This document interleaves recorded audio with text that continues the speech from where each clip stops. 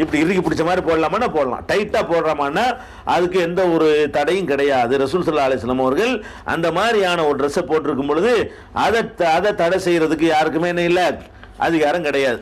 அதே மாதிரி வந்து இப்போ அடுத்து என்ன செய்வாங்கன்னு கேட்டால் அரக்கை சட்டை போடக்கூடாதுமாங்க. நம்ம நடைமுறையில் உள்ளதான் ஒன்றா சொல்லி காட்டுறேன். ஆண்களை பொறுத்த வரைக்கும் ஆம்பளை பிள்ளையா இருந்தாலும் சரி, பெரிய ஆம்பளையா இருந்தாலும் சரி, அரக்கை சட்டை போட்டோன்னு வைங்க, இன்னும் அரக்கை சட்டை மக்குரு போட்டிருக்கிற அப்படின்னு சொல்லுவாங்க. அரக்கை சட்டை போடக்கூடாதான், இல்லை இது வரைக்கும் தான் மறைச்சி இருக்கணுமா. ரசூல் ஸல்லல்லாஹு அலைஹி வஸல்லம் காலத்தில் இருக்கிற ஒரு ட்ரெஸ்ஸுக்கே தாளம் போட்டிருக்கிறாங்க எல்லாருமே. அங்கெல்லாம் ஒரு சட்டை கட்டிக்கெல்லாம் ஒரு கடுமையான பஞ்சம் இருந்துச்சு, அதை கூட விளங்காமல் அது மாதிரி போடணும்னு சொல்கிறாங்க.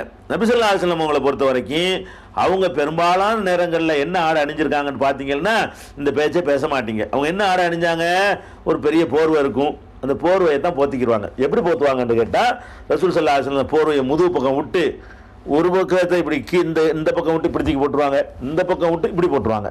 இப்படி போட்டுக்கிற போது கை முழுசும் வெளியே தெரியும்.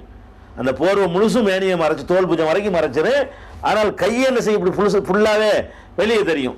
இந்த மாதிரியான முறையில் ரசூல் ஸல்லல்லாஹு அலைஹி வஸல்லம் ஆடை அணிஞ்ச காரணத்தினால அவங்க சஜிதா செஞ்சாங்கன்னா அவங்களுடைய அக்குள் தெரியும்னு ஹதீஸில் இருக்குது.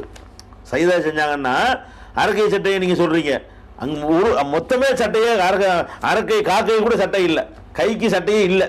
அந்த மாதிரி இருந்த காரணத்தினால அவங்களுடைய அக்குள் தெரிந்ததாக புகாரியில் 390, 807, 3564 ஆகிய ஹதீஸ்கள் இருக்கிறது. இந்த அரக்கை சட்ட சம்பந்தமாக இன்னும் சில செய்திகள் இருக்கிறது. இன்ஷா அல்லாஹ் அதை நாளைக்கு பார்க்கலாம். அன்புள்ள சகோதர சகோதரிகளே, பிறப்பு முதல் இறப்பு வரை தனிமனித வாழ்வில் இஸ்லாம் என்ற இந்த தொடர் நிகழ்ச்சியிலே நேற்றைய தினம் அரக்கை சட்டை போடக்கூடாது மக்ரூஹ்னு சொல்கிறாங்களே, தவறுன்னு பார்த்தோம். ஏன்னா நபி ஸல்லல்லாஹு அலைஹி வஸல்லம் அவர்கள் தொழும்போது அவங்களுடைய அக்குள் தெரிகிற அளவுக்கு தான் அவங்களுடைய முழு கையுமே வந்து மறைக்கப்படாமல் இருந்திருக்கிறது. தொழும்போது, மற்ற நேரத்தில் கூட இல்லை, தொழுகையில் கூட வந்து முழுசாக கை மறையலை அப்படிங்கிறத பார்க்குறோம். அதில் வந்து எந்த அளவுக்கு அதில் ஷரத்தை நம்ம சொல்ல முடியும்னு கேட்டால், நீங்கள் அணிகிற ஆடை வந்து தொழும்போது தோல் புஜத்தை மறைக்கணும், அது ஷரத்து. தோல் புஜத்தை மறைக்காமல் நீ தொழக்கூடாதுங்கிறதுக்கு ஹதீஸ் இருக்கிறது. புகாரியில் 359வது ஹதீஸில் இருக்கிறது. லாயு சல்லி அஹதுக்கும் ஃபி ஸௌபில் வாஹிதி லைஸ அலா ஆத்திகைஹி ஷைஉன். தோல் புஜத்தில் எதையும் மறைக்காமல் ஒருவர் வந்து ஒரு ஆடை அணிந்து தொழ வேண்டாம், தோல் புஜம் கண்டிப்பாக மறையணும். அப்போ வந்து இந்த முண்டா பனியன் போடக்கூடாது. அதிகபட்சமாக நீங்கள் சொல்கிறாங்க என்ன செய்யலாம், முண்டா பனியன் தொழும்போது முண்டா பனியன் சொல்லுவாங்க இல்லையா, கை இல்லாத பனியன், அந்த பனியன் போட்டிங்கன்னு சொன்னால் தோல் புஜத்தில் ஒரு கோடு மாதிரி தான் மறையும். அது மாதிரி போட்டு கொண்டு தொழக்கூடாது. அந்த பனியன்லேயே கை இல்லாத பனியன்லாம் சிலது வருது, அது மாதிரி பனியனா இருக்குமே. ஆனால் அந்த பனியன் சின்ன பிள்ளைக்கெல்லாம் போடுவாங்க இல்லையா, கை இல்லாத சட்டை, அந்த மாதிரி பெரிய ஆளுகளுக்கு ஒரு பனியன் வருதுன்னு வைங்க, தோல் புஜத்தை மறைக்குதுன்னு வைங்க, முழு கை வெளியே தெரியுதுன்னு வைங்க, அதுவே குற்றமில்லை மார்க்கத்தில், அது போட்டு தொழுவே செய்யலாம். அப்போ எங்கேருந்து அரக்கை சட்டை போடக்கூடாதுங்கிறது? அரக்கை சட்டையை விடுங்க.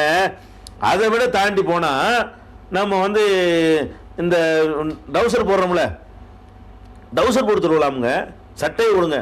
மார்க்கத்தில் டவுசர் என்னது, அதை தொட தெரிகிற டவுசர் இல்லை, முழங்கால் வரைக்கும் மறைக்கிற டவுசர் போடுறாங்க இல்லையா, அது நம்ம பெருமுடாவா அதுக்கு பேர், அந்த மாதிரியான ட்ரெஸ்ஸை போட்டு கூட தொழுவலாம். இது நானாக சொல்லலை, இது வந்து நீங்கள் சஹீஹுல் புகாரியில் 365வது ஹதீஸ் எடுத்து பாருங்கள், முதல் வால்யூமில் இருக்கிறது. 365வது ஹதீஸ் எடுத்து பாருங்கள். அப்போ ரசூல் ஸல்லல்லாஹு அலைஹி வஸல்லம் ஒரு ஆள் வந்து என்ன செய்கிறாருன்னு கேட்டால், ஒரு ஆடை அணிந்து தொழுவலாமான்னு கேட்குறாரு. அப்போ ரசூல் ஸல்லல்லாஹு திருப்பிட்டு கேட்குறாங்க, அவக்குள்ளுக்கும் எஜிது சௌபைனி, என் ஒவ்வொருத்தனை 2 ஆடை வச்சுட்டு இருக்கிறீங்க, யார்கிட்டப்பா 2 ஆடை இருக்குது, போப்பா எல்லாம் ஒரு ஆடை தானே வச்சுட்டு இருக்கிறோம், மேலே ஒரு போர்வை போத்துனா மொத்தத்துக்கும் சரியாக வந்துடுது, யார் 2 ஆடை வச்சுட்டு தெரியுறா, போ வேலையை பார்த்துட்டுன்றாங்க ரசூல் ஸல்லல்லாஹு அலைஹி வஸல்லம். அவக்குள்ளுக்கும் எஜிது சௌபைனி, ஒவ்வொருத்தரும் என்ன 2 ஆடையை வச்சுட்டு இருக்கிறீங்க என்று கேட்குறாங்க. அதுக்கப்புறம் வந்து சும்ம சால ரஜுலுன் உமர், பிறகு உமர் இல்லாமட்ட ஒரு மனிதர் வந்து கேட்குறாரு. அப்போ அவங்க என்ன சொன்னாங்கன்னு கேட்டால், சும்மன்னா உமர் ஆட்சி காலம் வந்துருச்சு, அப்போ வந்து எல்லாத்தையும் தாராளமாக ஆடைகள்லாம் உருவாயிருச்சு, ஜக்காத் என்ற பொருளாதார திட்டத்தின் மூலமாக அரசாங்க கஜானாவில் நிறைய செல்வங்கள் குவிய ஆரம்பிச்சிருச்சு, வறுமை விலகிருச்சு, ரொம்ப ஒரு செழிப்பான கவர்மெண்ட் உண்டாகி போச்சு. அப்போ உமர் இல்லாட்ட கேட்கும்போது அவங்க என்ன சொன்னாங்கன்னு கேட்டால், இதா வசம் அல்லாஹு அவசியம், அல்லாஹ் தாராளமாக போட்டுக்கிறோங்கப்பா ட்ரெஸ்ஸை. ரசூலுல்லாஹ் காலத்தில் ஒரு ஆடை இருந்துச்சு அப்படின்னு சொல்லிட்டாங்களா, சொல்லிட்டு என்ன செஞ்சாங்கன்னு கேட்டால், சல்லா ரஜுலுன் ஃபீ இஸாரின் ஒரு இதாயின், ஒரு மனிதர் விரும்பினாரையானால் ஒரு மேலே ஒரு போர்வை கீழே ஒரு வேட்டி உடுத்தி கொண்டு தொழட்டும். அவர் சொல்கிறார், ஃபி இஸாரின் ஓ கமீசின், அல்லது மேலே ஒரு சட்டை கீழே ஒரு வேட்டி உடுத்தி கொண்டு தொழட்டும், அல்லது ஃபி இசாரின் குபாயின், மேலே ஒரு போர்வை கீழே ஒரு வேட்டி உடுத்திட்டு தொழுவட்டும். ஃபி சராவியில் ஒரு இதாயின், கீழே ஒரு பேண்ட்டை போட்டுக்கொண்டு, சராவின்ற சுருவால் பேண்ட் போட்டுக்கொண்டு மேலே ஒரு போர்வையை போத்திக்கிட்டு தொழட்டும். ஃபி சராவியில் ஒரு கமீசின், கீழே பேண்ட்டை போட்டுக்கிட்டு மேலே சட்டையை போட்டுக்கிட்டு தொழட்டும் அப்படின்னு சொல்லிட்டு வரும்போது அதுக்கப்புறம் வருது ஃபி துப்பானின் ஓ குபாயின். துப்பான்னா அந்த பெருமுடா, அதாவது டவுசரை போட்டுக்கொண்டு, முழு பேண்ட் இல்லை, கால் இல்லாத பேண்ட், அது அந்த விலை டிக்ஷனரியில் சொல்லப்பட்டிருக்கிறது. அரை பேண்ட் போட்டுக்கொண்டு மேலே போர்வை போத்திக்கிட்டு சொல்லட்டும். இப்படியெல்லாம் எப்படியாவது ஒரு போங்கப்பா, இதெல்லாம் இது அதிகம். ரசூல்லா காலத்தில் இருந்ததுக்கு இது அதிகங்கிறார் அவர். ரசூல் ஸல்லல்லாஹு அலைஹி காலத்தில் இருந்தவரை இது ஜாஸ்தி, அதெல்லாம் நிறைய தந்திருக்கும் போது இப்படி போட்டு தொழுவுங்க, 2 போட்டு தொழுவுங்களேன், யார் வேணான்றது அப்படின்னு சொன்னதாக புகாரியில் 365 ஹதீஸில் பார்க்குறோம். அதனால் ஆண்களை பொறுத்த வரைக்கும் அவங்க பேண்ட் போடலாம், அரைக்கால் டவுசர் முட்டுக்கால் வரைக்கும் வறுமையானால் அந்த டவுசர் போட்டுகிட்டே போகலாம், வரலாம், தொழுவலாம், எல்லாத்துக்கும் அனுமதி இருக்கிறது. மேலே போர்வையை போத்திக்கிடலாம், அல்லது அரக்கை சட்டையை போட்டுக்கலாம், சட்டை இல்லை கையே இல்லாத சட்டையை போட்டுக்கலாம், முழுக்கை சட்டையை போட்டுக்கலாம், ஜுப்பாவை போட்டுக்கலாம், டைட்டான சட்டையை போட்டுக்கலாம், எந்த மாதிரி வேண்டுமானாலும் போட்டுக்கலாம். சுருவால் பேண்ட் போடக்கூடாது, ஹராம்னு சொன்னாங்க ஒரு காலத்தில் உலமாக்கள்லாம்.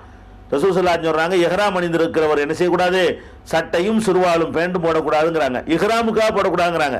மற்ற நாளில் போடுற வழக்கம் சொல்லியிருக்க முடியும், போடலாம்னு அனுமதி இருக்கிறது. அதனால இஹ்ராம் இல்லாத காலமாக இருக்கும், அதனால் ஹஜ்ஜுக்காக இஹ்ராம் கற்றவர்கள் சுருவால் போடாதீங்கன்னு தடுத்திருக்கிறாங்க.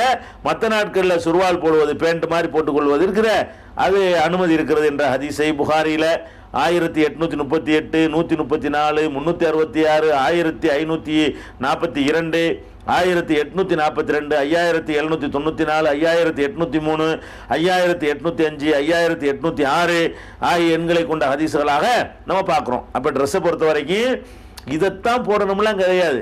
அந்த தொப்புலேருந்து முழங்கால் வரைக்கும் மறைகிற மாதிரி என்னத்தை வேணாலும் போட்டுக்கிட்டு போ, எதை வேணாலும் போட்டுக்கலாம், துண்டை வேணாலும் சுற்றிக்கிறியா, அது போதுமா, ஓகே அப்படிங்கிறது தான் மார்க்கத்தினுடைய நிலைப்பாடு. இன்னைக்கு எல்லாம் நிறைய தந்திருக்கான போட்டுட்டு இருக்கிறோம். ஆனால் சட்டத்தை விளங்கி வச்சிருக்கணும். ஒரு நேரத்தில் இல்லாமல் போயிடும், ஆர்கே சட்டம் தான் இருக்கும், அது கூட இருக்காது. சட்டம் என்ன அதை விளங்கிக்கணும். இதுவே ஃபர்லாயிடக்கூடாது. ஒத்தனை காலங்கள் மாறலாம், அப்போ மறுபடியும் ரிவர்ஸுக்கு போகலாம், துணிப்பஞ்சம் வந்துடலாம், ஒரு உலக யுத்தம் மூன்றும், எல்லா மில்லையும் கூட்டிட்டு போயிடுவாங்க. இப்படிலாம் பல விஷயங்கள் இருக்கிறதுனால இன்னைக்கு நல்லா நீங்கள் ஃபுல்லாக போட்டால் உங்களுக்கு ஒன்று குற்றம் கிடையாது. இவ்வளோ போட்டால் போதும்னா தெரிஞ்சு வச்சிருக்கணும். அதுக்காக போடுறது எல்லாம் இருக்கிற முழுக்க செட்டெல்லாம் வெட்டி கையை எடுத்துருங்கன்னு அர்த்தம் கிடையாது. நல்லா இருக்கிறோம், அல்லாதவங்க நல்லா போட்டுக்கிறங்க. அதுக்கு சட்டமானு கேட்டால் இல்லை, ஒரு நாளைக்கு இல்லாமல் செஞ்சு காட்டிக்கிறது, அப்போதான் சட்டம் மக்கள் யாபத்தில் நிற்கும். அதுக்கப்புறம் போடுகிற ட்ரெஸ்ஸில் டிசைன் போடப்பட்டது இருக்குல்ல, பூ போட்டது, அது போட்டது, இது போட்டது, இந்த மாதிரி டிசைன் போடப்பட்ட ட்ரெஸ்ஸுகள் போடலாமா அப்படின்னு கேட்டால், டிசைன் போடப்பட்ட சட்டத்துக்கு பிறகு ரசூல் ஸல்லல்லாஹு அலைஹி வஸல்லம் போட்டிருக்கிறாங்க. அது ரசூலுல்லாஹ்வுக்கு ரொம்ப பிடிக்கும் அப்படின்னு சொல்லி புகாரியில் 5812வது ஹதீஸ், 5813வது ஹதீஸில் பார்க்குற ஒரே பிளைனாக தான் இருக்கணும்னு அவசியம் கிடையாது. அங்கே 4-5 பூ போட்டு ஒரு மாதிரியாக இருந்தால் போடலாமான்னு நல்லா போடலாம். அதெல்லாம் போட்டு ஒரு மாதிரி நம்மளோட பிற்போக்குவாதி மாதிரி பார்ப்பாங்க. நபி ஸல்லல்லாஹு அலைஹி வஸல்லம் போட்டிருக்கிறாங்க. ஆனால் நபி ஸல்லல்லாஹு அலைஹி வஸல்லம் அவர்கள் எல்லா வண்ணங்கள்லையும் போட்டிருக்கிறாங்க, வண்ணங்களில் டிசைன் செய்யப்பட்ட ஆடைகளையும் போட்டிருக்கிறாங்க. அதனால் அது பெண்களுக்கு தான் உள்ளது என்ற ஒரு அர்த்தமெல்லாம் கிடையாது. அவங்க மௌத்தா போகும்போது கூட அவங்களுக்கு கூட இந்த மாதிரியான ஒரு அலங்காரம் செய்யப்பட்ட ஒரு போர்வை பொருத்தப்பட்டதாக புகாரியில் 5814வது ஹதீஸில் இருக்கிறது. அதே நேரத்தில் ஒரு விஷயம், ஒரு ஷரத்து இருக்குது அதில், அந்த ஆடையினால் நம்முடைய கவனம் திசை திரும்பும் என்று இருந்தால், தொழுகையில் நம்ம பாதிக்கும் என்று இருந்தால், தொழுகும் போது அத்தகைய ஆடையை தவிர்த்து கொள்ளணும். பாதிக்காட்டா தவிர்க்க வேண்டியதில்லை. எப்போ பாதிக்கும், அது அவரவருடைய நிலையை பொறுத்தது. ஒரு காலத்தில் பாதித்தது இந்த காலத்தில் பாதிக்காது. இன்னைக்கு எல்லாருமே டிசைன் பட்டு செய்யப்பட்ட ஆடை கொடுத்து போடுறாங்கன்னு வைங்களேன், இப்படி ஆச்சரியம் எல்லாரும் பார்க்க மாட்டோம். அது ஒரு சாதாரண விஷயங்கள். எல்லாரும் ஒரே வெள்ளையாக போட்டுட்டு இருக்கும்போது ஒருத்த மட்டும் இப்படி கலராக டைப்பாக போட்டு வந்தாங்கன்னா அவன் கவனமும் சேர்ந்து சேதரும், நம்ம கவனமும், எல்லாரும் கவனமும் சேர்ந்து சேதரும். அந்த மாதிரி கவனம் சிதறுமையானால் மாத்திரம் அந்த மாதிரி ஆடைகளை தவிர்த்து கொள்ள வேண்டும் என்பதற்கு ஹதீஸில் ஆதாரம் இருக்கிறது. நபி ஸல்லல்லாஹு அலைஹி வஸல்லம் அவர்கள் டிசைன் போடப்பட்ட, அதாவது வேலைப்பாடு செய்யப்பட்ட ஆடையை அணிந்து தொழுதார்கள். தொழும்போது அதனுடைய வேலைப்பாட்டில் அவருடைய கவனம் சென்ற உடனே சலாம் கொடுத்தார்கள், போட்டு தொழுதுட்டாங்க. சலாம் கொடுத்து விட்டு இந்த சட்டையை கொண்டு போய் அபூ ஜஹம்னு ஒருத்தர் இருக்காரு, அவர் தானே கொடுத்தாரு, அவர்கிட்ட திருப்பி கொடுத்துட்டு வேற ஒன்று தரேன்டார், அதை வாங்கிட்டு வந்துருங்க அப்படின்னு சொல்லி, ஏனென்றால் என்னுடைய தொழுகையிலிருந்து என்னுடைய கவனத்தை இந்த ஆடை திருப்பி விட்டது என்று ரசூல் ஸல்லல்லாஹு அலைஹி வஸல்லம் அவர்கள் சொல்லி, டிசைன், அதாவது வேலைப்பாடு செய்யப்பட்ட ஆடையை அணிந்து தொழுது விட்டு அது கவனத்தை திருப்பினதுனால வாங்கிட்டு சொன்னாங்க. அது கவனத்தை திருப்புறதுனால அணியக்கூடாதுன்னா தூக்கி கிழிச்சு எறிஞ்சிருப்பாங்க, அவர்கிட்ட கொடுக்க சொல்றாங்க.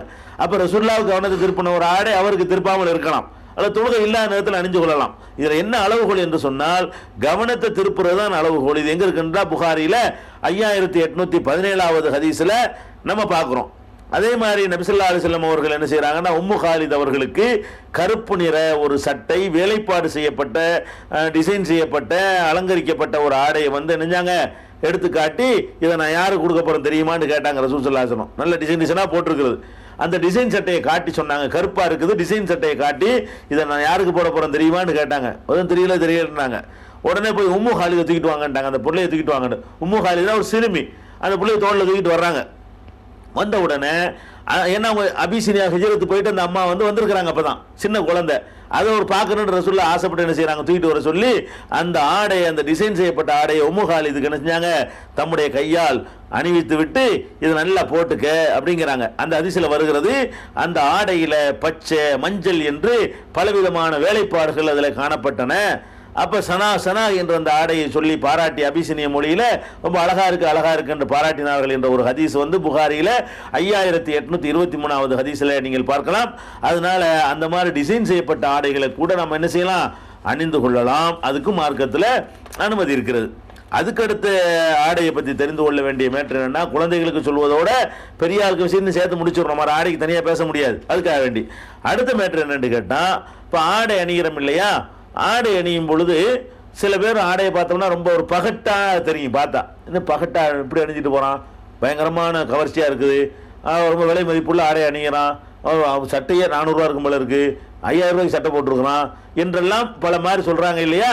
அந்த மாதிரிலாம் சொல்லவே கூடாது. அந்த மாதிரியாக சட்டைகள் வந்து மார்க்கத்தில் வந்து தடுக்கப்பட்டது சில காவி நிறம் தான் தடுக்கப்பட்டிருக்கு, வேற ஒன்றும் தடுக்கப்படல. பட்டு தடுக்கப்பட்டிருக்கு ஒரு ஆணுக்கு. அது இல்லாம அல்லாஹ் ஒருத்தருக்கு வசதியை கொடுத்துருக்கிறான், வாய்ப்பு கொடுத்துருக்கிறான்னா அவர் அது மாதிரி ஆடைகள் அணிந்தார்னு சொன்னா அழகுக்காக வேண்டி அவருக்கு எது எடுப்பா இருக்குமோ அந்த எடுப்பான தோட்டத்துக்கு அவர் வேணுங்கிற ஆடை அணிந்து கொண்டாரேயானால் அதை யார் விமர்சனம் செய்தாலும் சரி அவர்கள் மார்க்கத்தை விமர்சனம் செய்யறாங்க, அல்லாஹ்வுடைய ரசூலை விமர்சனம் செய்யறாங்கன்னு அர்த்தம். ஏன்னு கேட்டா நபி ஸல்லல்லாஹு அலைஹி வஸல்லம் அவர்கள் எப்படிலாம் சொல்றாங்கன்னு பாருங்க. அழகா நீட்டா இருக்கணுங்கிறதுக்காக, ஸ்டைலா இருக்கணுங்கிறதுக்காக வேண்டி, உனக்கு எது எடுப்பா இருக்குமோ அதை அணிந்து கொள்ளணுங்கிறதுக்காக வேண்டி ரசூல் ஸல்லல்லாஹு அலைஹி வஸல்லம் எத்தனை வகையா அறிவுரை சொல்றாங்கன்னு பாருங்க. ஒரு நாள் சொன்னாங்க, லா யதுகுலுல் ஜன்னத மன் கான ஃபீ கல்பிஹி மிஸ்காலு தர்ரத்தின் மின் கிபரின், யாருடைய உள்ளத்தில் வந்து ஒரு அணு அளவுக்கு பெருமை இருக்கிறதோ ஒரு சொர்க்கத்தில் நுழைய மாட்டார் என்று ஒரு நாள் ரசூல் ஸல்லல்லாஹு அலைஹி வஸல்லம் சொல்றாங்க. அப்போ ஒரு ஆள் சொல்றாரு, ஒரு மனிதர் கேட்கிறார், அல்லாஹ்வுடைய தூதரே, ஒரு மனிதன் வந்து தன்னுடைய ஆடை அழகா இருக்க வேண்டும் என்றும் தன்னுடைய செருப்பு அழகா இருக்க வேண்டும் என்றெல்லாம் ஆசைப்படுகிறானே, இதெல்லாம் ஒரு பெருமையில சேருமா அப்படின்னு கேட்கிறாரு. ஏன்னா பெருமை கூடாதுட்டாங்க, ஒரு மாதிரியா ட்ரெஸ்ஸை போட்டு பெருமை வரத்தானே செய்யும். மற்றவர்கள் போடாத ஒரு ட்ரெஸ்ஸை வந்து நீங்க எல்லாம் 300 ரூபாய்க்கு போட்டிருக்குமோ நான் 2000 ரூபாய்க்கு சட்டை போட்டா எனக்கு ஒரு பெருமை வருமா இல்லையா, அது பெருமையா அப்படின்னு கேட்கிறாங்க. ரசூலுல்லாஹி ஸல்லல்லாஹு அலைஹி சொல்றாங்க, இன்னல்லாஹ ஜமீலுன் யுஹிப்புல் ஜமால், அல்லாஹ் வந்து அழகானவன், அழகை விரும்புகிறான். அல்லாவே அழகுப்பா, அல்லாஹ் ஒரு அழகா இருப்பான், மறுமையில் பாரு தெரியும் உனக்கு, அல்லாவே சூப்பர் ஸ்டைலா இருப்பான். அதனால அல்லாஹ் வந்து அந்த அழகத்தான் என்ன செய்யறான், விரும்புகிறான் என்று ரசூல் ஸல்லல்லாஹு அலைஹி வஸல்லம் சொல்லிட்டு நீ ஸ்டைலா இருக்கிற விரும்புறான். உன்னை அகசன தக்கீம்ல அழகா படைச்சிருக்கானா இல்லையா, அவன் அழகா படைச்சிருக்கும், உன்னை அசிங்கப்படுத்திக்கிட்டா என்ன அர்த்தம், நீ இன்னும் அழகாயிரு, எவ்வளவு நாள் ஸ்டைலா இருந்துக்க என்று ரசூல் ஸல்லல்லாஹு அலைஹி வஸல்லம் சொல்லிவிட்டு சொல்றாங்க, அல் கிபுரு பெருமைண்டா என்ன தெரியுமா, பத்ருல் ஹக்கு வ கம்துன்னாஸ், சத்தியத்தை மறுக்கிறதும் பிறரை இழிவா கருதுறது தான் பெருமை. நீ இதை போடுறது தப்பு இல்லை, போட்டுவிட்டு இதுல என்ன சட்டையாரா இது, அப்போ திமுற, அதான் பெருமை. நீ உன் சட்டையை போட்டு அவன் சட்டையை போட்டு போறான், இப்படி நடந்து கொண்டால் அது பெருமை கிடையாது. ஒரு ஹக்க சொல்றோம், ஒரு உண்மையை சொல்றோம், அந்த உண்மையை ஏத்துக்கிற மறுக்கிறான், அதுக்கு பேர் பெருமை. உண்மை இது என்று தெரிந்த பிறகு யார் ஏற்றுக்கொள்ள மறுக்கிறார்களோ அவன் ஆணவத்துக்காக மறுக்கிறான் என்று அர்த்தம். பிற மக்களை யார் மட்டம் தட்டுகிறானோ அவன் வந்து ஆணவம் கொண்டவன் அர்த்தம். இந்த மட்டம் தட்டாம இருந்தியானால் நீ என்ன ஆட வேணாலும் போட்டுக்க, ஒன்றும் தப்பு பெருமையில சேராது என்று பெருமானார் ஸல்லல்லாஹு அலைஹி வஸல்லம் சொன்ன ஹதீஸ் முஸ்லிம்ல 131வது ஹதீஸாக நீங்கள் முதல் வால்யூம்ல என்ன செய்யலாம் பார்க்கலாம். அதனால வந்து ட்ரெஸ் வந்து அழகா இருக்கணும், நமக்கு எது அழகா இருக்கோ நல்லா பொறுக்கி பொறுக்கி தேடி தேடி வாங்க. 1000 ரூபாய் கூட வாங்கிக்கிறாங்க, உனக்கு சோத்துக்கெல்லாம் கஷ்டப்படுற மாதிரி வாங்கிடக்கூடாது. மற்ற பணிகள் பாதிக்காத வகையில் எல்லாம் தந்திருந்தான்னு சொன்னா நல்லா போடுங்க, போட்டு அனுபவிச்சாங்க மனுஷனுக்கு உள்ளது, பாக்கியெல்லாம் வந்து உலகத்துக்கு விட்டுட்டு போறான், அவன் நல்லா எடுத்துன்னு செய்யலாம், அனுபவிச்சுக்கலாம். அது மாதிரி வந்து இன்னொரு ஹதீஸை பாருங்க. நபி ஸல்லல்லாஹு அலைஹி வஸல்லம் அவங்கள்ட்ட வந்து ஒரு மனிதர் கேட்கிறார், அல்லாஹ்வுடைய தூதரே, நான் ஒரு ஊருக்கு போகிறேன், ஒரு மனுஷனை போய் பார்க்குறேன், அவன் எனக்கு வந்து எனக்கு விருந்து தர மாட்டேங்கிறான். அவன் ஒரு நாள் என் ஊருக்கு வர்றான், நானும் அதே மாதிரி பதிலடி கொடுக்கட்டுமா அப்படின்னு கேட்குறாரு.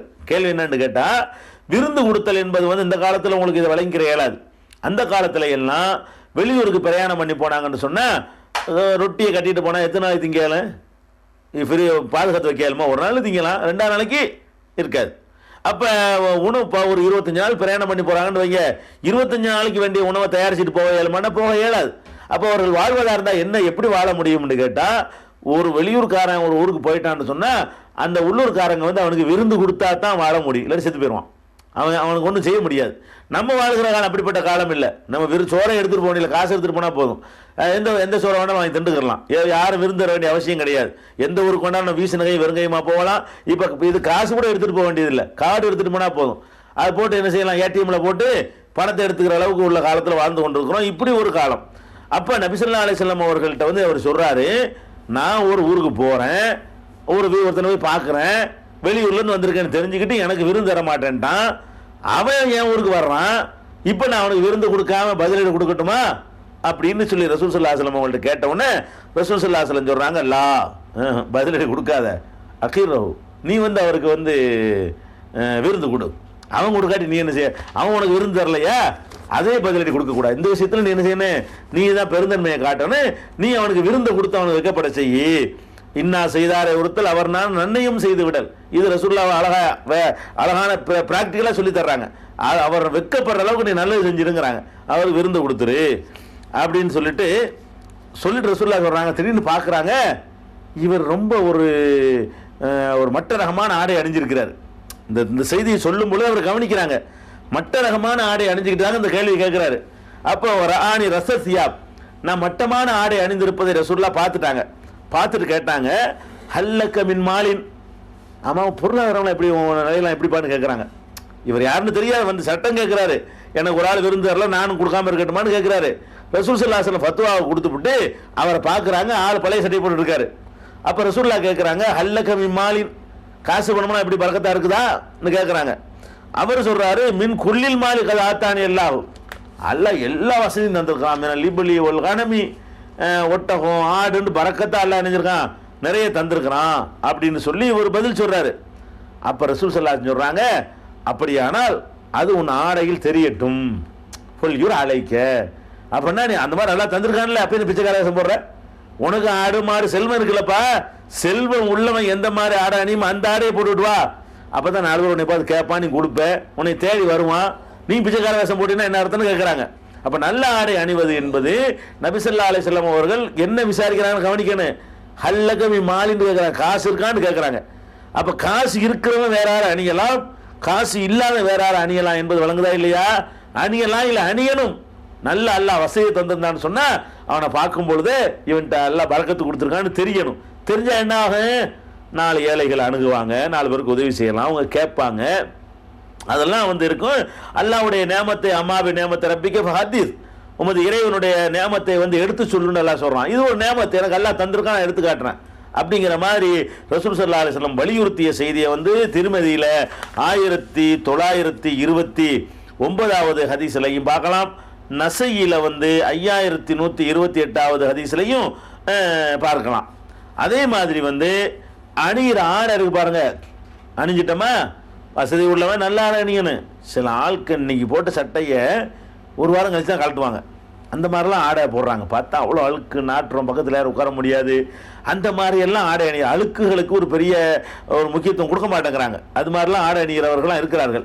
நபி ஸல்லல்லாஹு அலைஹி வஸல்லம் அவர்கள் அதையும் கண்டிக்கிறாங்க, ஆடை அணிஞ்சா நீட்டாக இருக்கணும், எப்பவுமே என்ன செய்யணும், துவைச்சி குவிச்சு இந்த அழுக்கு இல்லாமல் பார்த்துக்கிறணும். ஒரு நாள் ரசூல் ஸல்லல்லாஹு அலைஹி வஸல்லம் அவர்கள்ட்ட எங்களை நோக்கி வந்தார்கள்.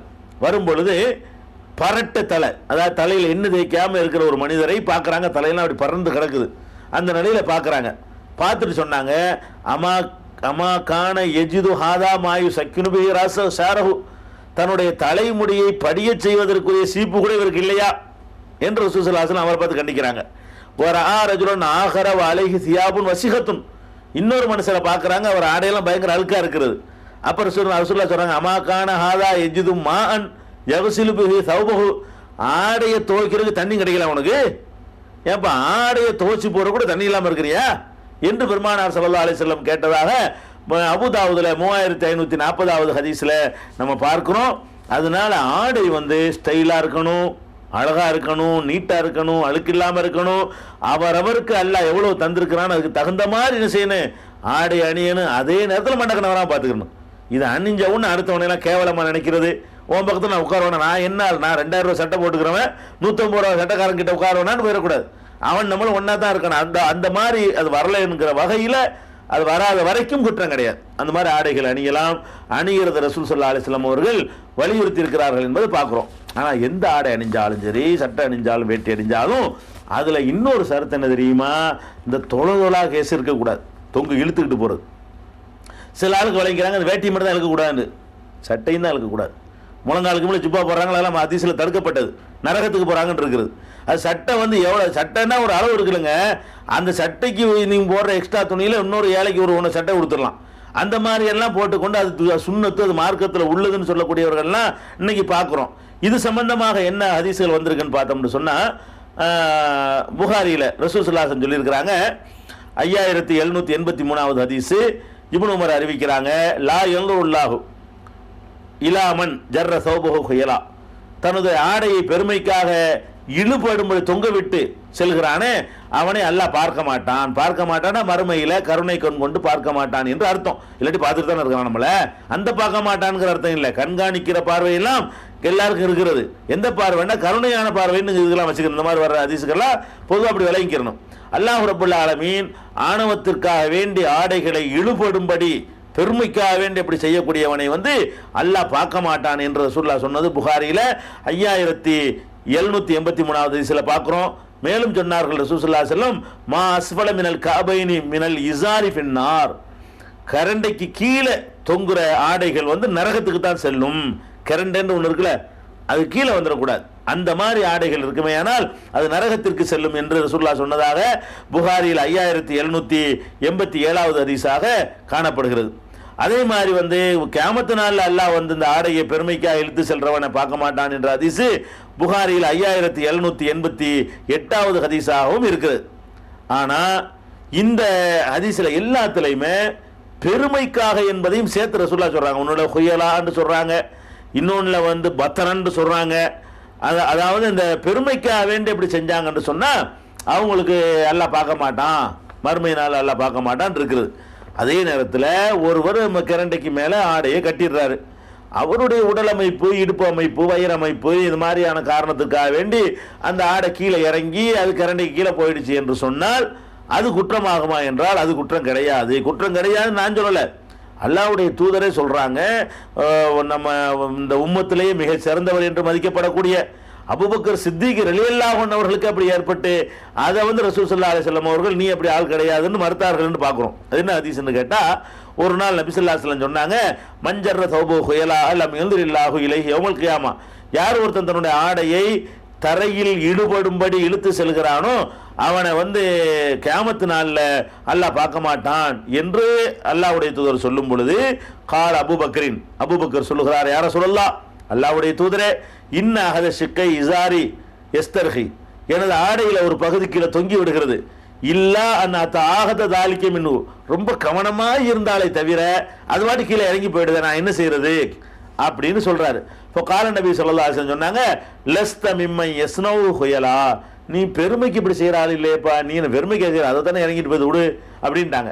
நீ பெருமைக்கு செய்கிற ஆள் கிடையாது, நீ மேலே தான் நீ நினைக்கிற, அணிஞ்சிடுற, அதுக்கு பிறகு இறங்கி போய் விடுமே, ஆனால் அதுக்கு உன்னை குற்றம் பிடிக்க இயலாதுப்பா என்று ரசூல் ஸல்லல்லாஹு அலைஹி வஸல்லம் சொன்னதாக புகாரியில் 5784, 3665, 6062 ஆகிய எண்களை கொண்ட ஹதீஸாக இடம்பெற்றிருக்கிறது. இதெல்லாம் என்ன வழங்குதுன்னா, பெருமைக்குத்தானே செய்யக்கூடாது. பெருமை இல்லாமல் நம்ம அணிஞ்சிட்டோம், வயிறு ஃபுல்லாக இருக்கும்போது ஃபுல்லாக அங்கே ஆடு நிற்கும், வயிறு குறைஞ்சோன்னு இப்படி இறங்கிடும், இறங்கி கீழே போயிடும். அப்படி இருந்தால் அதில் வந்து குற்றம் வராது என்பதை விளங்கிக்கிறோம். அதுக்கப்புறம் வந்து இன்னொரு ஹதீஸ் இருக்கிறது, இப்னு உமர் தான் அதுவும் அறிவிக்கிறாங்க.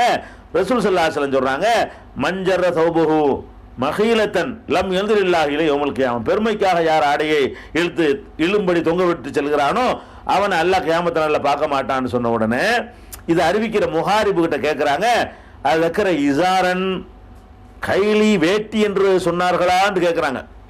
அவர் சொல்றாரு, மா ஹஸ்ஸ இசாரன் வலா கமிசன், இசாரு வேட்டி சட்டை என்றெல்லாம் ரசூலுல்லாஹ் வேறுபடுத்தி சொல்லலை, எல்லாத்துக்கும் தான் சொன்னாங்க. சட்டைக்கும் தான் அளவுக்கு மேலே தொங்கக்கூடாது, வேட்டியும் தான் அளவுக்கு மேலே தொங்கக்கூடாது என்று சொன்னதாக புகாரியில் 5791வது ஹதீஸாக அதை பார்க்கிறோம். அது மாத்திரம் இல்லாமல் அபூதாவுதில் 3571வது ஹதீஸா ஒரு ஹதீஸ் இருக்கிறது. இது தொடர்பான ஹதீஸா இருக்கிறதுனால அதை பற்றிய விளக்கத்தை இன்ஷா அல்லாஹ் நாளைக்கு பார்க்கலாம். அணிகிற ஆடைகள் அளவுக்கு அதிகமாக நீளமாக இருக்கக்கூடாது என்று ரசூல் ஸல்லல்லாஹு அலைஹி வஸல்லம் சொன்னதை பார்த்தோம். வேட்டி நீளமாக இருக்கக்கூடாது. அந்த நீளம் அளவு கடந்த நீளம் என்று சொல்வது வந்து வேட்டிக்கு மாத்திரம் உரியதல்ல, எல்லா ஆடைக்கும் உரியது என்று ரசூல் ஸல்லல்லாஹு அலைஹி வஸல்லம் சொன்னதாக புகாரியில் 5791 ஹதீஸை பார்த்தோம். இதை தெளிவாக சொல்லக்கூடிய ஒரு ஹதீஸ் ஒன்று இருக்கிறது, அபூதாவுதில் 3571வது ஹதீஸ். இதையும் நபி ஸல்லல்லாஹு அலைஹி வஸல்லம் அவங்க தான் சொல்றாங்க. என்ன சொல்றாங்கன்னு கேட்டா, அல் இஸ்பாலு ஃபில் இசாரி வல் கமீஸி வல் அமாமத்தி, அளவு கடந்து தொங்க விடுதல், நீளமாக ஆடை அணிதல் என்ற குற்றம் வேட்டிக்கு இருக்கிறது, சட்டைக்கு இருக்கிறது, தலப்பாவுக்கு இருக்கிறது. எல்லாம் ஒரு அளவு. அளவுன்னா என்ன? ஊர் உலகத்தில் என்ன அணிகிறாங்களோ அதான் அளவு. அதுக்கு மேலே உனக்குன்னு எக்ஸ்ட்ரா அளவு வச்சுக்கிட்டேன்னு சொன்னால் நீ வந்து ஆடையை ஓவராக அளவு பண்ணியிருக்கிறேன்னு அர்த்தம் ஆயிரும். அப்போ அந்த மாதிரி ஒரு காரியத்தை மஞ்சர்ற மின்ஹா ஷையன் ஹுயலா, இந்த மூன்றில் எந்த ஒன்றையாவது அளவு கடந்து ஒருவன் நீளமாக ஆக்கினானையானால், தொங்க விட்டான் என்று சொன்னால், லம் யன்துருல்லாஹு இலைஹி யௌமுல் கியாமா, கியாம நாளில் அவனை அல்லாஹ் பார்க்க மாட்டான் என்று நபி ஸல்லல்லாஹு அலைஹி வஸல்லம் சொன்னதாக இப்னு உமர் அறிவிக்கக்கூடிய ஹதீஸ் வந்து 3571வது ஹதீஸில் நீங்கள் பார்க்கலாம். அப்போ இதில் என்ன விளங்குதுன்னு கேட்டால், ஆடைக்குன்னு ஒரு அளவு இருக்குது. அந்த அளவு வழக்கத்தை கொண்டு தீர்மானிக்கப்படும். அளவு இருக்கக்கூடிய நேரத்தில் அதுக்கு மேலே நீங்கள் பெருசாக வேணும்னு இறக்குறீங்க, அப்படி யாருமே போடுறதில்லை. நீங்கள் மாத்திரம் ஒரு தனியாக ஒரு குரூப்பு கொண்டு அதை ஒதுக்கிட்டீங்கன்னு சொன்னால் அது காரணம் பெருமை தான். உங்களை தனித்து காட்டுவதற்கு அதை செய்கிறீங்கன்னு அர்த்தம். அப்போ இன்றைக்கு நடைமுறையில் ஜிப்பாண்டு ஒரு ஆடை அணிகிறாங்க. ஜிப்பாண்டா குளிர் ஆடை, அரபியில். உருதுல தான் இந்த மாதிரி ஆடை ஜிப்பாண்டா முழங்கால் கீழே அணிகிறது. இந்த முழங்கால் கீழே ஆடையில் பெருசாக தொங்க விடுதல் என்பது வந்து வழக்கத்திற்கு மாறான நீளமா, வழக்கத்தில் உள்ள நீளமா? எல்லாரும் அப்படி தான் அணிகிறாங்களா? உலகத்தில் 50 மக்கள் அப்படி தான் அணிகிறாங்களா? 120 கோடி முஸ்லீம்கள் அப்படி அணிகிறாங்களா? இல்லை. இவங்க என்ன செய்கிறாங்கன்னா, அவங்கெல்லாம் சாதாரண ஆட்க, நாம உலமா, மார்க்க அறிஞர், நமக்குன்னு ஒரு தனி அந்தஸ்து இருக்கிறது, அந்த அந்தஸ்து ட்ரெஸ்ஸில் காட்டணும், அதனால் நம்ம இந்த ட்ரெஸ்ஸை போடுவோம் அப்படின்னு சொல்லி ஆன்மீகத்தில் தங்களுக்கு கூடுதல் உயர்வு இருக்குது என்று காட்டி பெருமை அளிப்பதற்காக வேண்டி நீங்கள் சட்டையை தொங்க விட்டு கொண்டாலும் சரி எல்லாம் பார்க்க மாட்டான். ஆனால் வேட்டியை வழங்கி இருக்கிற அளவுக்கு சட்டையை வழங்கல மக்கள். ஏன்னு கேட்டால் அவங்க செய்கிறதுனால சொல்ல மாட்டேங்கிறாங்க. வேட்டியை தொங்க விடுறத பற்றி பேசுகிறாங்க, சட்டையை பெருசாக தொங்க விடுறாங்களா, தலப்பா தொங்க விடுறாங்களா, பெரிய அச்சரத்துன்னு தான் தலப்பா இறங்கி போயிருது. எதுக்கு ஒரு வேஷனை தொங்க விடுற? ஒரு ஆள் தலப்பான சுற்றிக்கே ஒரு லேசாக அப்படி கொஞ்சம் இருக்கலாம், அவ்வளோதான் இருக்கலாம். இங்கேருந்து இங்கே வரைக்கும் தொங்க விடுற, அதில் ஒரு ஏழை குழந்தை சட்டை தச்சு கொடுக்கலாமே. அப்போ அந்த மாதிரி ஆடைகளை அளவுக்கு அதிகமாக நீளமாக வைப்பதற்கு வராங்க. அளவுண்டு ஒரு நார்மல் இருக்கிறது.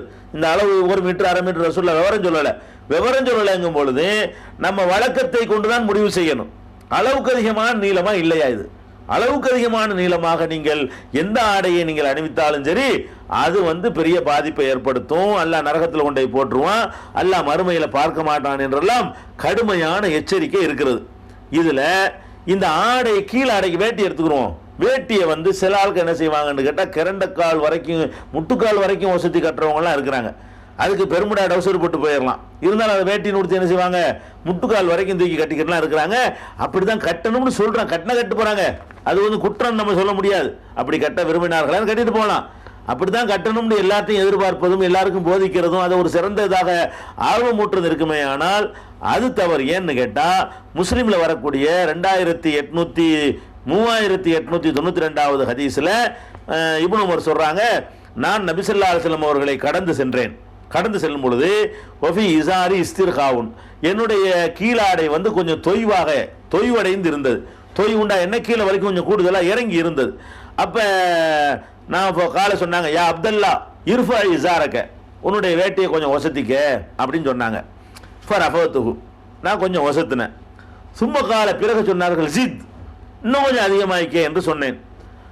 அதுக்கு ஃபசித்து, நான் அதிகமாக்கி கொண்டேன். அதுக்கு பிறகு ஃபமா ஜில்து அத்தஹர்ராஹா பாது, அதுக்கு பிறகு நான் அதையே பேணி கொண்டவனாக இருக்கிறேன் அப்படின்னு சொன்ன உடனே இப்போ கால பாதுல் கோம் சில பேர் கேட்டாங்க, இலா ஆயின எந்த அளவுக்கு வசத்தணும் நீங்கள் சொல்கிறீங்க அப்படின்னு. அன்சாஃப சாக்கைன், சாக்குன்னு சொன்னால் இந்த முட்டுக்காலில் இருந்து இது வரைக்கும் உள்ளதுக்கு பேர் சாக்கும்பாங்க. முட்டுக்காலில் இருந்து கிரண்டை வரைக்கும் உள்ள இடம், அதில் பாதி அளவுக்கு நான் வந்து வசதி கொள்வேன் அப்படின்னு இப்னு உமர் சொன்னதாக இருக்கிறது. இது அவர் வந்து அந்த மாதிரி கூடுதலாக வசதி கொண்டு இருக்கிறார். நமக்கு என்ன சட்டம் இருக்குன்னு கேட்டால், அந்த புகாரியில் 5787வது ஹதீஸ் ரசூலுல்லாஹ் என்ன சொல்கிறாங்கன்னா, மா அஸ்ஃபல மினல் கஅபைனி, கிரண்டைன்னா ரெண்டு மொழி இருக்கும்ல காலில், பாதத்துக்கு மேலே குதிகாலுக்கு மேலே, அந்த கிரண்டைக்கு கீழே வருவது தான் நரகம்னு சொன்னாங்க. கிரண்டைக்கு மேலே இருந்துட்டாலே போதும், அதுக்கு மேலே எவ்வளோக்கு வசத்துறீங்களோ அது உங்களுடைய தனிப்பட்ட விருப்பத்தை சேர்ந்தது. அதனால் கிரண்டைக்கு கீழே இறங்காமல் பார்த்து கொள்ள வேண்டும். கீழே ஆடையை பொறுத்த வரைக்கும், மேலாடை இதுகளையெல்லாம் பொறுத்த வரைக்கும் வழக்கத்தை விட அதிகமாக இருக்கக்கூடாது. வழக்கத்துலேருந்து எவ்வளோ அந்த ஆடைக்கு ஒரு அளவு வச்சுருக்கிறோமோ எல்லாரும் போடுறாங்களோ அதை விட கொஞ்சம் கூட காட்டி பெருமைக்கு நம்ம போட்டோம்னு சொன்னால் அது குற்றமாயிரும். ரெண்டுமே பெருமைக்கு இருந்தால் தான் குற்றமாகும், பெருமை இல்லாமல் இருந்தால் குற்றமாகாது. உதாரணம் பேண்ட் போடுறாங்கன்னு வைங்களேன், பேண்ட் போடுறாங்க, பேண்ட்டுங்கிறது வந்து அதனுடைய தயாரிப்பே வந்து அப்படி தான் எல்லாருமே போட்டுட்டு இருக்கிறாங்க. பெருமை உள்ளவன், பெருமை இல்லாதவன், சாப்பாட்டுக்கு வழி இல்லாதவன், பிச்சை கேட்குற பேண்ட் போட்டால் கூட அது வந்து அதுக்காக போடுறதே இல்லை. இந்த வேட்டியை கட்டிக்கிட்டு திரையில் தெரு கூட்டும் போது தான் அதில் பெருமை வருதே தவிர, நீங்கள் பேண்ட்டை போடக்கூடிய நேரத்தில் இசாருன்னு தான் சொல்கிறாங்க. ரசூல் கீழாடையை சொல்லும் பொழுது சில இடத்துல சவுப்புங்கிறாங்க, சில இடத்துல இசாருங்கிறாங்க. இசாருன்னா வேட்டின்னு அர்த்தம். அப்போ ரசூல் ஸல்லல்லாஹு அலைஹி வஸல்லம் வந்து பெருமைக்கு தான் செய்கிறத தடுத்திருக்கிறாங்க. அபூபக்கர் பெருமைக்கு செய்யலைன்னு சொல்லிட்டாங்க. இந்த பேண்ட் மாதிரியான ஆடைகள் இருக்கு பாருங்களேன், அதை வந்து ஒருத்தர் வந்து கிரண்டை கீழே இருக்கிற மாதிரி இருந்தால் கூட அதை வந்து நீங்கள் குற்றம் பிடிக்க இயலாது. ஏன் பிடிக்க இயலாதுன்னு கேட்டால், கிரண்டைக்கு கீழே உள்ள ஆடை நரகம் ரசூலுல்லாஹ் சொல்லலை. ரசூலுல்லாஹ் சொன்ன வார்த்தை என்னன்னு கேட்டால், மா அஸ்ஃபல மினல் கஅபைனி மினல் இசாரி, வேட்டின்னு சொல்கிறாங்க. இசார்னா வேட்டி, ஆடைன்னு சொல்லலை, நல்லா கவனிக்கணும். ஆடைன்னு சொன்ன வார்த்தைன்னா பேண்ட்டு சுருவால் எல்லாத்தையும் எடுத்துக்கொள்ளும். ரசூல் ஸல்லல்லாஹு அலைஹி வஸல்லம் அவர்கள் 5787வது ஹதீஸில் பயன்படுத்தும் பொழுது மா அஸ்ஃபல மினல் கஅபைனி மினல் இசாரி ஃபபின்னார், வேட்டியிலே கரண்டிக்கு கீழே இருக்கிற அளவு இருக்குமையானால் அது நரகத்தில் சேர்க்கும் என்று சொன்னார்கள். வேட்டின்னு குறிப்பிட்டாங்க பாருங்க, அதில் தான் அந்த ராங்கானது வருது. பேண்ட்டுங்கிறது வந்து அந்த ஆடையுடைய அமைப்பே அவ்வளவுதாங்கிற அளவுக்கு ஆகி போச்சு. எல்லாரும் அதுதான் கொடுத்துறான். எவனுக்கு பெருமை உள்ளவன், பெருமை இல்லாதவன், சாதாரணவன், பிச்சைக்காரவன், ஏழை, பணக்காரன், எல்லாரும் அது மாதிரி இருக்குது. அது பெருமைக்குன்னு வேணுங்கிற அளவுக்கு, இன்னும் சொல்ல போனால் அதை ஏற்றி இறக்குற அளவுக்குலாம் இருக்க ஒரு அளவுக்கு தச்சுட்டு அவ்வளவுதான். வேட்டில தான் நீங்கள் விளையாட்டுலாம் காட்டலாம். வேட்டி உடுத்தும் பொழுது தான் நீங்கள் வாடி தெருவை குட்டுற மாதிரியும் பண்ணிக்கலாம், ஒரு மாதிரியை பார்த்துக்கிட்டு மேலே தூக்கி ஏற்றியும் கட்டிக்கிடலாம், பல மாதிரி செஞ்சுக்கிடலாம். இந்த அரசியல்வாதிகள்லாம் தெருவு குட்டுற மாதிரி போடுறாங்க பாருங்களேன், தெருவை இழுத்துட்டு போவாங்க. அதில் என்ன திமுரு, இந்த வேட்டிலாம் சாதாரண விஷயம், ஆளுக்காரனால நீங்கள் துவச்சிக்கிற ஏலும் இப்படிங்கிற மாதிரி ஒரு ஆணவம் அதில் தான் வருதுங்க. நீங்கள் இன்றைக்கும் பார்க்கலாம், வேட்டி அணியக்கூடியவர்களை பார்த்தீங்கன்னு சொன்னால் அவன் தரையில் வந்து ஒரு ஜான அளவுக்கு காலு கீழே விட்டுருப்பான். அது தரையை இழுத்து கூட்டிக்கிட்டே போவோம், அழுக்கா போவோம். அவன் எதுனால அப்படி செய்யறான்னு கேட்டா, இதெல்லாம் என்னடா ஒரு ஆளுக்கு இது மாதிரி 1000 இருக்கு, அதுக்கப்புறம் என்ன தூக்கி எறிஞ்சு வேற கொடுத்துட்டு போறேன் அப்படிங்கிற மாதிரி திமுறில் அதை செஞ்சு அதை பார்க்குறோம். பேண்ட்டில் வந்து அது ஒரு ட்ரெஸ், அது வந்து அதில் பெருமைக்கு வேலையே இல்லை. ரசூல் ஸல்லல்லாஹு அலைஹி வஸல்லம் ஒரு காரணத்தோடு ஒன்று சொன்னாங்கன்னா அந்த காரணம் இருந்தால் தான் அதை குற்றம்னு சொல்லணும். உதாரணமாக சொல்வதா இருந்தால், நீங்கள் வந்து படுக்க போகும்போது விளக்கை அணைச்சிருங்கன்னு சொன்னாங்க. இதுக்கு என்ன அர்த்தம்? எந்த விளக்காக இருந்தாலும் அணைக்கணும்னு தான் அர்த்தம். விளக்கை அணைச்சிருங்கன்னு சொன்னால் மின்சார விளக்காக இருந்தாலும் சரி, மண்ணெண்ணெய் ஊற்றுற விளக்காக இருந்தாலும் சரி, மெழுகுவர்த்தி விளக்காக இருந்தாலும் சரி, எந்த விளக்காக இருந்தாலும் என்ன செய்யுங்க, அணைத்து விடுங்கள் என்று அதுக்கு அர்த்தமாயிரும். ஆனால் அந்த அர்த்தம் கொடுக்க இயலாது. ஏன் இயலாதுன்னு சொன்னால், விளக்கை அணைத்து விடுங்கள் என்று சொன்ன ரசூல் ஸல்லல்லாஹு அலைஹி வஸல்லம் ஒரு காரணத்தை சொல்கிறாங்க. விளக்கை அணைக்காமல் படுத்தீங்க என்று சொன்னால் எலிகள் அதை இழுத்துக்கிட்டு போய் குடிசைகளை கொளுத்தி விட்டுரும் அப்படின்னு சொன்னாங்க. அப்போ இது எதை சொன்னாங்கன்னு விளங்கி போச்சா? குடிசையை கொளுத்திரும், எலி கொளுத்திருங்கிறதுக்கு தான் தடுத்தாங்களே தவிர வெளிச்சத்துக்காக அவங்க தடுக்கவே இல்லை. நல்லா விளங்கிக்கணும். அப்போ நைட்லாம் போடுறோம், பல்பு போடுறோம், இது எலி இழுத்துட்டு போவோமா? இழுத்துட்டு போய் கொளுத்தி விட்டுருமானா? கொளுத்தி விடாது. ஆனால் மண்ணெண்ணெய் விளக்கு கூட இழுத்துட்டு போகாதுங்க எலி. மண்ணெண்ணெய் வாடகை பிடிக்காதுங்க. கடலெண்ணெய், தேங்காய் எண்ணெய், ஆமணக்கு எண்ணெய், விளக்கெண்ணெய், ஆலிவ் எண்ணெய், இதை ஒரு சட்டியில் ஊற்றி எரிக்குவாங்க. அந்த எண்ணெய் ருசியாக இருந்தோன்னு திரிய வந்து தின்னுட்டு இழுத்துட்டே போய் ஒரு பக்கம் தீ இருக்கும், ஒரு பக்கம் தின்னுட்டே போகும். அப்படி போய் ஏதாவது குடிசையில் போட்டு விட்டுறோம்னு ரசூலுல்லாஹ் சொன்னாங்களே தவிர, அப்போ நம்ம இதில் காரணத்தை சொல்லிட்டாங்க. ரசூல் ஸல்லல்லாஹு அலைஹி வஸல்லம் விளக்கு அணையுங்கள்னு மட்டும் சொன்னால் எல்லா விளக்கையும் எடுத்துக்கிறோம். இன்ன காரணத்துக்காக விளக்கு அணையுங்கள்னு சொன்னார்களே. ஆனால் இப்போ நம்ம நைட் லாம் 0 வால்ட் பல்பு போடுறோம், அதெல்லாம் குற்றம் கிடையாது. ஒரு டீப் லைட்டை போட்டு படுத்து தூங்குறோம், குற்றம் கிடையாது. ஏன்? அது எலி எடுத்துட்டு போவாத, இருட்டில் கிடக்க சொல்லி நம்மளை சொல்லலை. ரசூல் ஸல்லல்லாஹு அலைஹி வஸல்லம் இருட்டில் கிடங்கிறதுக்காக சொல்லியிருந்தார்களே. ஆனால் விளக்கு அணைச்சிட்டு தான் தூங்கணும். ரசூல் ஸல்லல்லாஹு அலைஹி வஸல்லம் எதுக்கு விளக்கு அணைக்க சொன்னாங்கன்னு கேட்டா, எலி இழுத்துட்டு போய் கொளுத்தி விட்டுச்சு ஒரு ஊரை நடக்கவும் செஞ்சு ஒரு சம்பவம். ஒரு வீட்டில் இந்த மாதிரி விளக்கு வச்சுட்டு போட்டு தூங்க எலி எடுத்துட்டு போய் இந்த வீட்டை எரிச்சு விட்டுருச்சு. அப்பதான் ரசூல் ஸல்லல்லாஹு அலைஹி வஸல்லம் சொன்னாங்க, இந்த மாதிரி எலிகள் இந்த மாதிரி பண்ற காரணத்தினால படுக்கும்போது விளக்கு அணைச்சிருங்கன்னாங்க. அந்த காலத்துல இருந்த ஒரே விளக்கு அதுதான், ஆலி வாயில ஊத்தி எரிக்கக்கூடிய விளக்கு தான் இருந்துச்சு, விளக்கு அணைச்சிருங்கன்னு சொன்னாங்க. இவ காரணத்தோட சொல்லிட்டாங்கல்ல, அந்த காரணம் இல்லாட்டி நம்ம என்ன செய்யணும், அதை விட்டுற வேண்டியது. அது தராவி தொழுகை ஜமாத் தொழுகிறாங்க, ஜமாத் ரசூலுல்லாஹ் 3 நாள் தான் தொழுதாங்க, அதுக்கப்புறம் தொழவே இல்லை. தராவி தொழுன்னு பேர் கிடையாது, மக்கள் பாஷையில் நம்ம சொல்றதா இருந்தா இரவு தொழுகை தொழுதாங்க.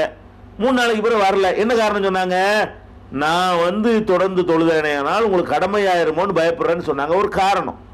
ரசூலுல்லாஹ் மௌத்துக்கு பிறகு அந்த காரணம் பொருந்துமா? நாம போய் தொடர்ந்து தொழுகிறனால கடமையாயிருமா?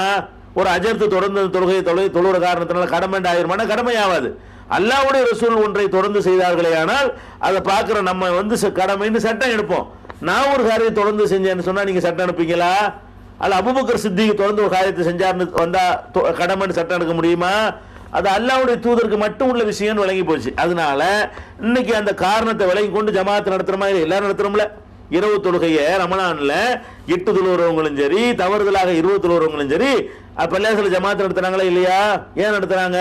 30 நாள் ரசூலுல்லாஹ் ஜமாத் நடத்துனாங்களா? இல்ல, 3 நாள் தான் நடத்துனாங்க, 20 நாள் நடத்தல. ஏன் நடத்தல? நான் நடத்துறேன்னா கடமையாகி போயிருந்தாங்க. இப்ப ரசூலுல்லாஹ்வுக்கு பிறகு யார் செஞ்சாலும் கடமையாவாது. நீங்க அதுக்கு அவ்வளவு முக்கியத்துவம் கொடுத்து தொழுதாலும் சரி, அது கடமைங்கிற ஸ்டேஜுக்கு வராது.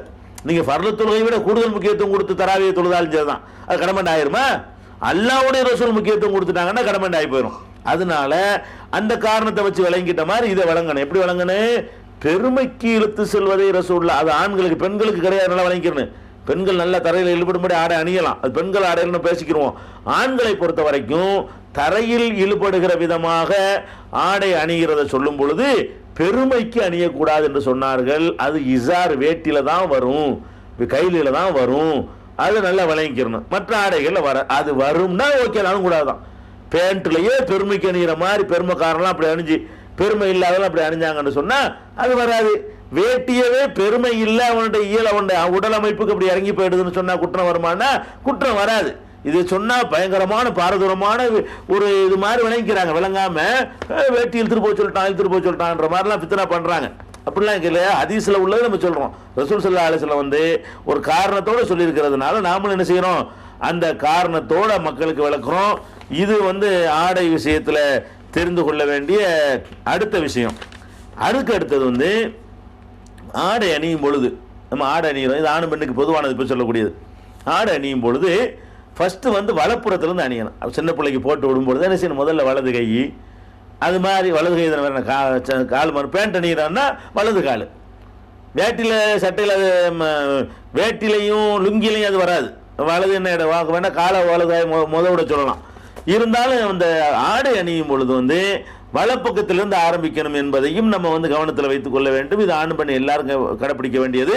அபூதாவுதுல 30வது ஹதீஸில் இருக்கிறது, நபி ஸல்லல்லாஹு அலைஹி வஸல்லம் அவர்கள் கான யஜால யமீனஹு லிதஆமிஹி வ ஷராபிஹி வ சியாபிஹி, ரசூல் ஸல்லல்லாஹு அலைஹி வஸல்லம் அவர்கள் தம்முடைய வலப்பகுதியை உணவு உண்பதற்காக வேண்டி, ஆடைக்காக வேண்டி, குடிப்பதற்காக வேண்டி பயன்படுத்துவாங்க. ஆடை நீராக இருந்தாலும் வலப்பக்கம்தான் அப்படிங்கிற மாதிரியான ஒரு ஹதீஸ் அபூதாவுதுல 30வது ஹதீஸில் இடம்பெற்றிருக்கிறது.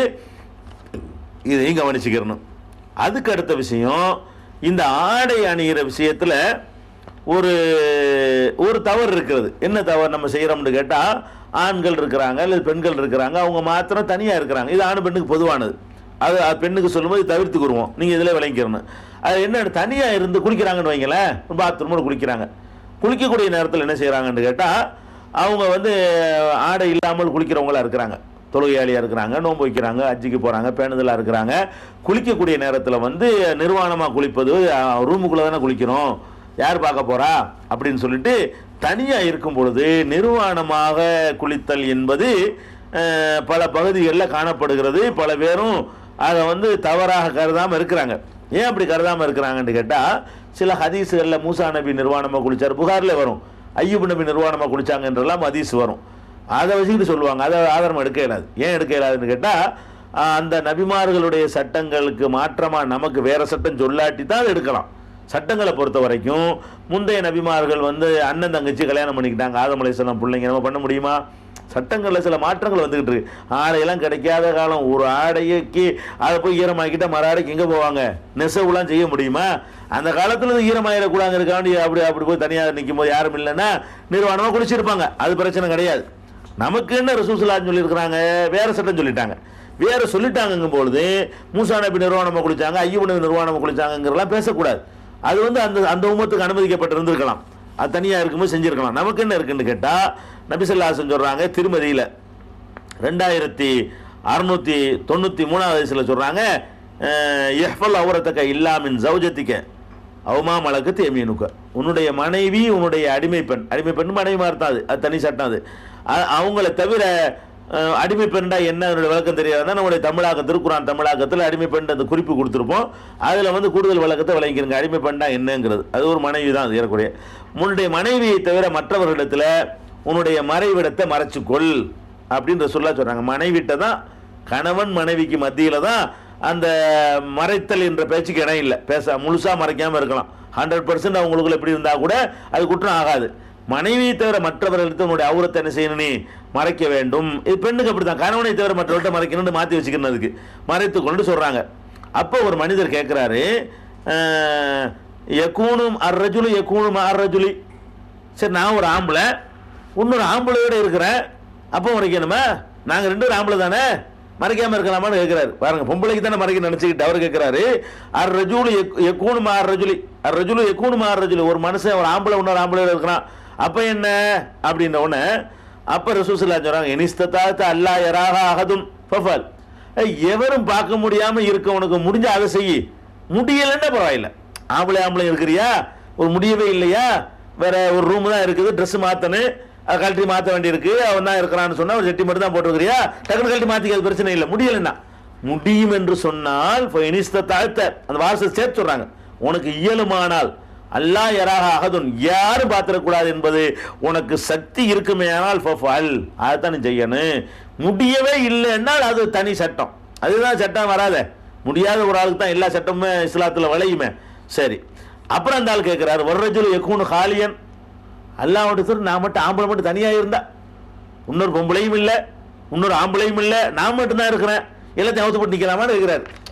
நிர்வாணமாக நிற்கலாமான்னு கேட்கிறாரு. நான் மட்டும் தான் இருக்கிறேன் அப்படிங்கிறாரு. அப்ப ரசூலுல்லாஹ் சொல்றாங்க, ஃபல்லாஹு அஹக்க யுஸ்தஹியா மின்ஹு. வெக்கப்படுறதுக்கு அல்லாஹ் ரொம்ப தகுதியானப்ப. அவன் பக்கத்தில் நிற்கிறான்ல, நீ மட்டும் அடிக்கிற. உன் தேவைக்கு ஒண்ணுக்கு போறதுக்காக அவுரத்தை திறந்தா ஓகே, மலம் கழிக்கிறதுக்காக திறந்தா ஓகே, திறந்தா ஆகணும். தாம்பத்திய வாழ்க்கைக்காக வேண்டிய அவுரத்தை ஓப்பன் பண்ணா ஓகே. மற்ற நேரத்தில் எடுத்து ஓப்பன் பண்ற, அது தேவையில் அவசியம் இல்லைல்ல. அதனால அல்லாஹ் வெக்கப்படுறதுக்கு ரொம்ப தகுதியானவன். அல்லாஹ் விஷயத்தை வைக்க, அல்லாஹ் ஒருத்தன் பார்த்துட்டு இருக்கான்னு சொல்லிட்டு அவசியத்துக்கு ஓப்பன் பண்ணு. சும்மா ஓட்டு நீ மட்டும் தானே இருக்கேன்ட்டு நிர்வாணமா இருக்காத அப்படின்னு சொல்லி ரசூல் ஸல்லல்லாஹு அலைஹி வஸல்லம் சொன்னதாக இந்த ஹதீஸ் திருமதியில் 2693 ஹதீஸாக இருக்கிறது. அதே திருமதியில் 3718 ஹதீஸில் இருக்கிறது. இதே கருத்தான் இருக்கிறது. என்ன கருத்து? இந்த யாராக இருந்தாலும் மறைச்சுதான் ஆகணும், தனியாக இருந்தாலும் மறைச்சுதான் ஆகணும் அப்படின்னு இருக்கிறது. அபூதாவுதுல 3502 ஹதீஸில் நபி ஸல்லல்லாஹு அலைஹி வஸல்லம் சொல்றாங்க, ஒரு ஆண் இன்னொரு ஆணுடைய மறைவிடத்தை பார்க்க வேண்டாம், ஒரு பெண் இன்னொரு பெண்ணுடைய மறைவிடத்தை பார்க்க வேண்டாம். அப்ப ஆம்பளைக்குள்ள என்ன பொம்பளைக்குள்ள என்னெல்லாம் பேசக்கூடாது. பொம்பளையும் இன்னொரு பொம்பளையுடைய அவுரத்தை பார்க்க கூடாது. அவங்களுடைய அவுரத்து என்னங்கிற பின்னாடி வருவோம். ஆணுடைய அவுரத்து என்பது தொப்புள்ளது முழங்கால் வரைக்கும் என்று வழங்கிறது. பெண்கள் எந்த அளவுக்கு மறைக்கணுமோ அந்த விஷயங்களை அதில் அது எப்படி நடந்துக்கணுங்கிறத பின்னாடி பார்ப்போம். ஆனால் சட்டம் என்னன்னு கேட்டால், ஆண் ஆணுடைய அவுரத்தை பார்க்கக்கூடாது, பெண்ணு பெண்ணுடைய அவுரத்தை பார்த்துட வேண்டாம். அது மாதிரி நீங்கள் நடந்து கொள்ளுங்க அப்படின்னு சொல்லி ரசூல் ஸல்லல்லாஹு அலைஹி வஸல்லம் சொன்னதாக அபூதாவுதுல 3502 ஹதீஸில் இருக்கிறது. இப்னு மாஜாவுலையும் 653 ஹதீஸில் இந்த செய்தி இடம்பெற்றிருக்கிறது. அதே மாதிரி ஒரே ஒரு ஆடையை போத்தி கொண்டு 2 ஆம்பளை படுத்து கிடக்க வேண்டாம், ஒரே ஒரு ஆடையில் ஒரு 2 பொம்பளை படுத்து கிடக்க வேண்டாம் சொல்றாங்க. அதுவும் 3502 ஹதீஸில் அபூதாவில் இடம்பெற்றிருக்கிறது. ஒரு ஆம்பளை ஒரு போர்வையில் படுத்துக்கிறது, ஒரு பொம்பளை ஒரு போர்வையில் படுத்துக்கிறது. அப்படி ஒரு போர்வை பற்றி படுக்கக்கூடிய நேரத்தில் அதில் ஒரு தேவையற்ற பிரச்சனைகள் வரக்கூடாது என்பதற்காக வேண்டி நபி ஸல்லல்லாஹு அலைஹி வஸல்லம் அவர்கள் அதையும் நமக்கு தடுத்திருக்கிறாங்க. இந்த விஷயங்களையும் நம்ம என்ன செய்யணும், கவனத்தில் வச்சுக்கணும். இது ஆண்கள் அணிய வேண்டிய ஆடை சம்பந்தமாக அநேகமாக எல்லா விதமான சட்டங்களையும் ஆண்கள் ஆடை சம்பந்தமாக பார்த்துட்டோம். அதுக்கப்புறம் பார்க்க வேண்டியது வந்து பெண்கள் அணிகிற ஆடை. பெண்கள் அணிகிற ஆடையை பொறுத்த வரைக்கும் அவங்க என்னென்ன ஆடைகளை அணியலாம், அவங்க வந்து தனியாக இருக்கும்போது எவ்வளவுக்கு அணியலாம், அவங்களும் கணவனுக்கு மத்தியில் எந்த அளவுக்கு இருந்து கொள்ளலாம், அவங்களுடைய மகரமான உறவினர்களுக்கு மத்தியில் எந்த அளவுக்கு ஆடை அணியலாம், மகரம் இல்லாத உறவினருக்கு மத்தியில், அதாவது இப்போ பாப்பா அண்ணன் தம்பி மாதிரி ஆளுக்கு மத்தியில் என்ன ஆடைகள் அணியலாம், அது இல்லாமல் அந்நிய ஆண்களுக்கு மத்தியில் எந்தெந்த ஆடை அணியலாம், இப்படின்ற அதில் பல வகையான தொழுவும் போது எந்த அளவுக்கு ஆடை அணியலாம், தொழுகை இல்லாத நேரத்தில் எவ்வளோ ஆடை அணியலாம், எந்த அளவுக்கு அவங்களுடைய இதில் வெளியே தெரியலாம், என்னென்ன கலர் ஆடைகள் அணியலாம், எந்தெந்த மாதிரியான துணிகளில் அவங்க ஆடை அணியலாம் என்று பெண்களுடைய ஆடை சம்பந்தமாகவும் நிறைய விஷயங்கள் இருக்கிறது. பெண்கள் எத்தகைய ஆடைகளை அணிய வேண்டும் என்பதை இப்போது நம்ம அறிந்து கொள்ள இருக்கிறோம். பெண்களை பொறுத்த வரைக்கும் ஒரு குறிப்பிட்ட வகையிலான ஒரு ஆடை தான் அணிய வேண்டும் என்று பலரும் விளங்கி வைத்திருக்கிறார்கள். அதாவது புர்கா என்ற பெயரில் ஒரு குறிப்பிட்ட ஆடை அணிய வேண்டும் என்று சில பகுதிகள், சென்னை மாதிரி பகுதிகளில் அது ஒரு கருப்பு நிற உடையை அணிகிறார்கள். தஞ்சை போன்ற பகுதிகளில் நீண்ட துப்பட்டிகளை உடலை மறைக்கும் விதமாக போர்த்தி கொள்கிறார்கள். மதுரை, ராமநாதபுரம் போன்ற பகுதிகளில் சேலையவே ஓரளவுக்கு அதிகமாக மறைக்கும்படி பயன்படுத்தி கொள்கிறார்கள். இப்படி பலவிதமான ஆடைகளை அணிகிறார்கள். இந்த பெண்கள் ஆடையை பொறுத்த வரைக்கும் சில பகுதிகளில் என்ன செய்கிறார்கள் என்று சொன்னால், பெண்கள் வந்து முகத்தையும் சேர்த்து மறைத்துக் கொள்கிறார்கள். வேறு சில பகுதிகளில் வெறும் கண்களை மாத்திரம் விட்டுவிட்டு மற்ற பகுதிகளை மற்ற முகத்தின் பகுதிகளை எல்லாம் மறைத்துக் கொள்கிறார்கள். இப்படி பலவிதமாக செய்கிறார்களே, இதில் எதெல்லாம் சரி எதெல்லாம் தவறு, எப்படி நம்ம நடந்து கொள்ளணும், அது மாதிரி பாதங்களை மறைக்கணுமா, காலை மறைக்கணுமா, சாக்ஸ் போட்டு தான் வெளியே போகணுமா என்றெல்லாம் பல விஷயங்கள் பெண்களுடைய ஆடை விஷயமாக அறிந்து கொள்ள வேண்டிய செய்திகள் இருக்கின்றன.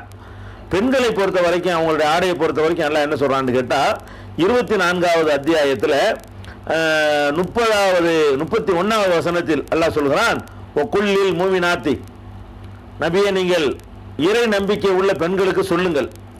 என்ன சொல்லணுமா, உலுல்னமின் அபுசாரிஹின்ன, தங்களுடைய பார்வைகளை அவர்கள் தாழ்த்தி கொள்ள வேண்டும். ஒய்யஃபலுன ஃபுரூஜஹுன்ன, தங்கள் கற்புகளை காத்து கொள்ள வேண்டும். இப்படின்னு எல்லாம் முதல்ல கட்டளை இடுறான். இந்த கட்டளை ஆண்களுக்கும் கூட இதே மாதிரியான கட்டளை 30வது வசனத்தில் எல்லாம் சொல்லிடுறான். கற்பை காத்து கொள்ள வேண்டும் என்ற கட்டளையும் பார்வைகளை தாழ்த்தி கொள்ள வேண்டும் என்ற கட்டளையும் ஆண்களுக்கும் இருப்பதாக 30வது வசனத்தில் சொல்கிறான். 31வது வசனத்தில் 24வது அத்தியாயம் சூரத்து நூர் அதில் 31வது வசனத்தில் வந்து பெண்களுக்கும் அந்த மாதிரியான கட்டளை விடுறான்.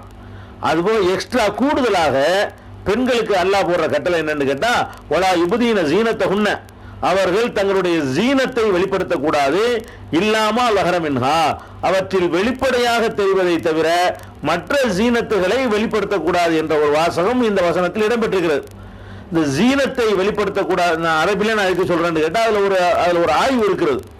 தங்களுடைய ஜீனத்தை வெளிப்படுத்தக்கூடாது என்று இந்த வசனத்தில் சொல்லப்பட்டிருக்கு இல்லையா. ஜீனத் என்ற வார்த்தைக்கு வந்து சில பேர் முகமும் கையையும் தவிர மற்றதையெல்லாம் வெளிப்படுத்தக்கூடாது, ஜீனத்தை வெளிப்படுத்தக்கூடாதுன்னா உடம்புல எதையும் வெளிப்படுத்தக்கூடாதுன்னு அர்த்தமா. வெளிப்படையாக தெரியக்கூடியதை தவிர என்ற அந்த சொல்லுக்கு என்ன அர்த்தம்னு கேட்டா, முகம் கையை தவிர மற்றதையெல்லாம் வெளிப்படுத்தக்கூடாது என்று இந்த வசனத்திற்கு சில பேர் விளக்கம் சொல்லியிருக்கிறார்கள். அந்த சில பேர்ல இப்னு அப்பாஸ் உள்ளிட்டவர்களும் அடங்கி இருக்கிறார்கள். அதே நேரத்தில் வந்து பெரும்பாலானவர்களுடைய கருத்து அது இல்லை. அந்த பெரும்பாலானவருடைய கருத்து தான் இந்த விஷயத்தில் சரியாகவும் இருக்கிறது. என்ன கருத்துன்னு கேட்டா, இந்த வசனத்தில் பயன்படுத்துகிறது ஜீனத் என்ற வார்த்தை இருக்கு பாருங்க, அதுக்கு வந்து அழகு என்று அர்த்தம் செய்கிறதே தப்பு இலக்கண பிரகாரம். ஜீனத் என்ற வார்த்தைக்கு சரியான அர்த்தம் என்னன்னு கேட்டா, அலங்காரம் என்றுதான் அர்த்தம். அழகு என்று சொன்னால் ஒரு மனிதனுடைய உறுப்புகளில தென்படக்கூடியதை வந்து அழகு என்று சொல்லுவோம். அலங்காரம் என்று சொன்னா வெளியிலிருந்து வந்து ஜோடிக்கிறத வந்து அலங்காரம் சொல்லுவோம். ஒரு பெண்ணு நல்ல பர்சனாலிட்டி முகச்சாடையோட இருந்தா அதை அழகுன்னு சொல்லுவோம். அதை நகை நெட்டெல்லாம் போட்டு மேக்கப் போட்டு பவுடரை போட்டு பூசிக்கிட்டு இருந்தாங்கன்னு சொன்னா அதை வந்து அலங்காரம்னு சொல்லுவோம். அவங்க அணிகிற ட்ரெஸ் அலங்காரம், அணிகிற அணிகலன்கள் அலங்காரம், மேக்கப் சாதனங்கள் அலங்காரம். அப்ப ஜீனத் என்ற வார்த்தைக்கு வந்து அவங்க அழகு என்று அர்த்தம் செய்து கொண்டு முகத்தையும் கையையும் தான் இது சொல்லுது, அதை தவிர மற்ற உறுப்புகளை மறைக்கணும்னு அர்த்தம் செய்யறாங்க. இந்த வசனம் தான் இந்த டாபிக்கே முக்கியமான காரணமா இருக்குது. அதனால இந்த வசனத்திலிருந்து நம்ம ஆரம்பித்து எதை மறைக்கணும், எப்படி மறைக்கணும், அதற்கான சான்றுகள் என்ன என்பதை பார்க்கணும். அப்ப அவருடைய ஜீனத்தை வெளிப்படுத்தக்கூடாது என்ற வாசகத்தை அல்லாஹ் இங்க சொல்றான் இல்லையா. இந்த ஜீனத்துக்கு என்ன அர்த்தம் என்பதை நாம சொல்வதை விட அல்லது அவர் சொன்னார் இவர் சொன்னார் என்று சொல்வதை விட அல்லாவே இந்த ஜீனத்தை எந்த அர்த்தத்துல வேற இடங்கள்ல பயன்படுத்தி இருக்கிறான்னு தேடி பார்க்கணும். இந்த இடத்துல ஜீனத்தை வெளிப்படுத்தக்கூடாதுன்னு வருது இல்லையா, இந்த இடத்துல வந்து அல்லாஹ் வந்து ஜீனத்துக்கு ஏதாவது விளக்கம் கொடுக்குறானா அப்படின்னு தேடி பார்த்தீங்கன்னா திருமறை குர்ஆன்ல பல வசனங்கள்ல ஜீனத்துங்கிற வார்த்தை எல்லாம் யூஸ் பண்றான். உதாரணத்துக்கு சொல்வதாக இருந்தால் 7வது அத்தியாயம் 31வது வசனத்தில் சொல்கிறான், யாபனி ஆதமுடைய மக்களே மனிதர்களே அர்த்தம், ஹுது ஜீனத்தக்கும், உங்களுடைய ஜீனத்தை நீங்கள் எடுத்துக்கொள்ளுங்கள், இந்த குல்லி மஸ்ஜிதின், ஒவ்வொரு பள்ளிவாசலின் போதும் ஒவ்வொரு தொழுகையின் போதும் ஜீனத்தை எடுத்துக்கொள்ளுங்கள் சொல்றான். இந்த இடத்துல வந்து தொலை போகும்போது அழகாய்க்கணும் அர்த்தமா? ஒருத்தர் நினைச்சா அவனை அழகாய்க்கிற முடியுமா? ஆகிக்கிற முடியாது.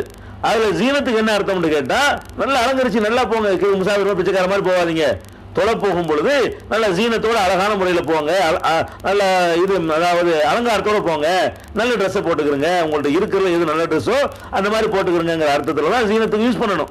அதே மாதிரி வந்து 10வது அத்தியாயம் 88வது வசனத்தில் எல்லாம் சொல்றான், மூசா நபி அவர்கள் அல்லாஹ்விடத்தில் செய்த பிரார்த்தனை இந்த வசனத்தில் கூறப்படுகிறது.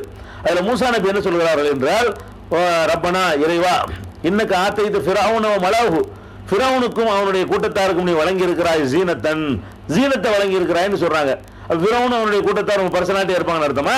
இல்ல, ஜீனத்துன்னு சொன்னா நல்ல அலங்கார சாதனங்கள், ஆடு மாடு குதிரை பங்களா ஒட்டகம் அந்த மாதிரியான சமாச்சாரங்கள்லாம் நிறைய கொடுத்துருக்குற. அப்ப ஜீனத்து என்பது வெளியிலிருந்து ஒரு மனிதனுக்கு கிடைக்கக்கூடிய அந்த கவர்ச்சி இருக்கு பாருங்க, அலங்காரம், அதுதான் அந்த அர்த்தம் என்பதை 10வது அத்தியாயம் 88வது வசனத்திலையும் பார்த்துக்கலாம். அதே மாதிரி இந்த பூமியை பற்றி எல்லாம் பேசும்பொழுது 18வது அத்தியாயம் 7வது வசனத்தில் சொல்கிறான், இன்னா ஜால்னா மா அலல் அவர்கள் ஜீனத்தல்லஹா, இந்த பூமியின் மீது இருக்கக்கூடிய பொற்பூண்டுகளை எல்லாம் பூமிக்கு ஜீனத்தாக ஆக்கியிருக்கணும்னு சொல்றான். பூமி வேற, மேல உள்ள மரம் வேற. இந்த பூமிக்கு அழகு எங்க இருந்து வருதுன்னு கேட்டா, அந்த மரங்கள் செடிகள்லாம் நட்டினவன வெளியில இருந்து இந்த அழகு கிடைக்கிறது. எல்லாத்தையும் பிடிங்கி போட்டா வேற பார்க்க நல்லா இருக்காது. இந்த பூமிக்கு அழகு என்னன்னா, பூமிக்கு மேலே இருக்கிற அந்த புற்பூண்டுகள், தாவரங்கள், மரஞ்செடி கொடிகள், அது மாதிரியான பயிர்கள் தான் அலங்காரம் எல்லாம் சொல்லி காட்டுறான். அப்ப இந்த ஜீனத்துங்கிற வார்த்தை வந்து பூமிங்கிற அந்த பொருளுக்கு ஜீனத்தாக புற்பூண்டுகள், தாவரங்கள் அமைந்திருக்கின்றன என்ற கருத்தை 18 வசனத்தில் எல்லாம் சொல்லி காட்டுகிறான்.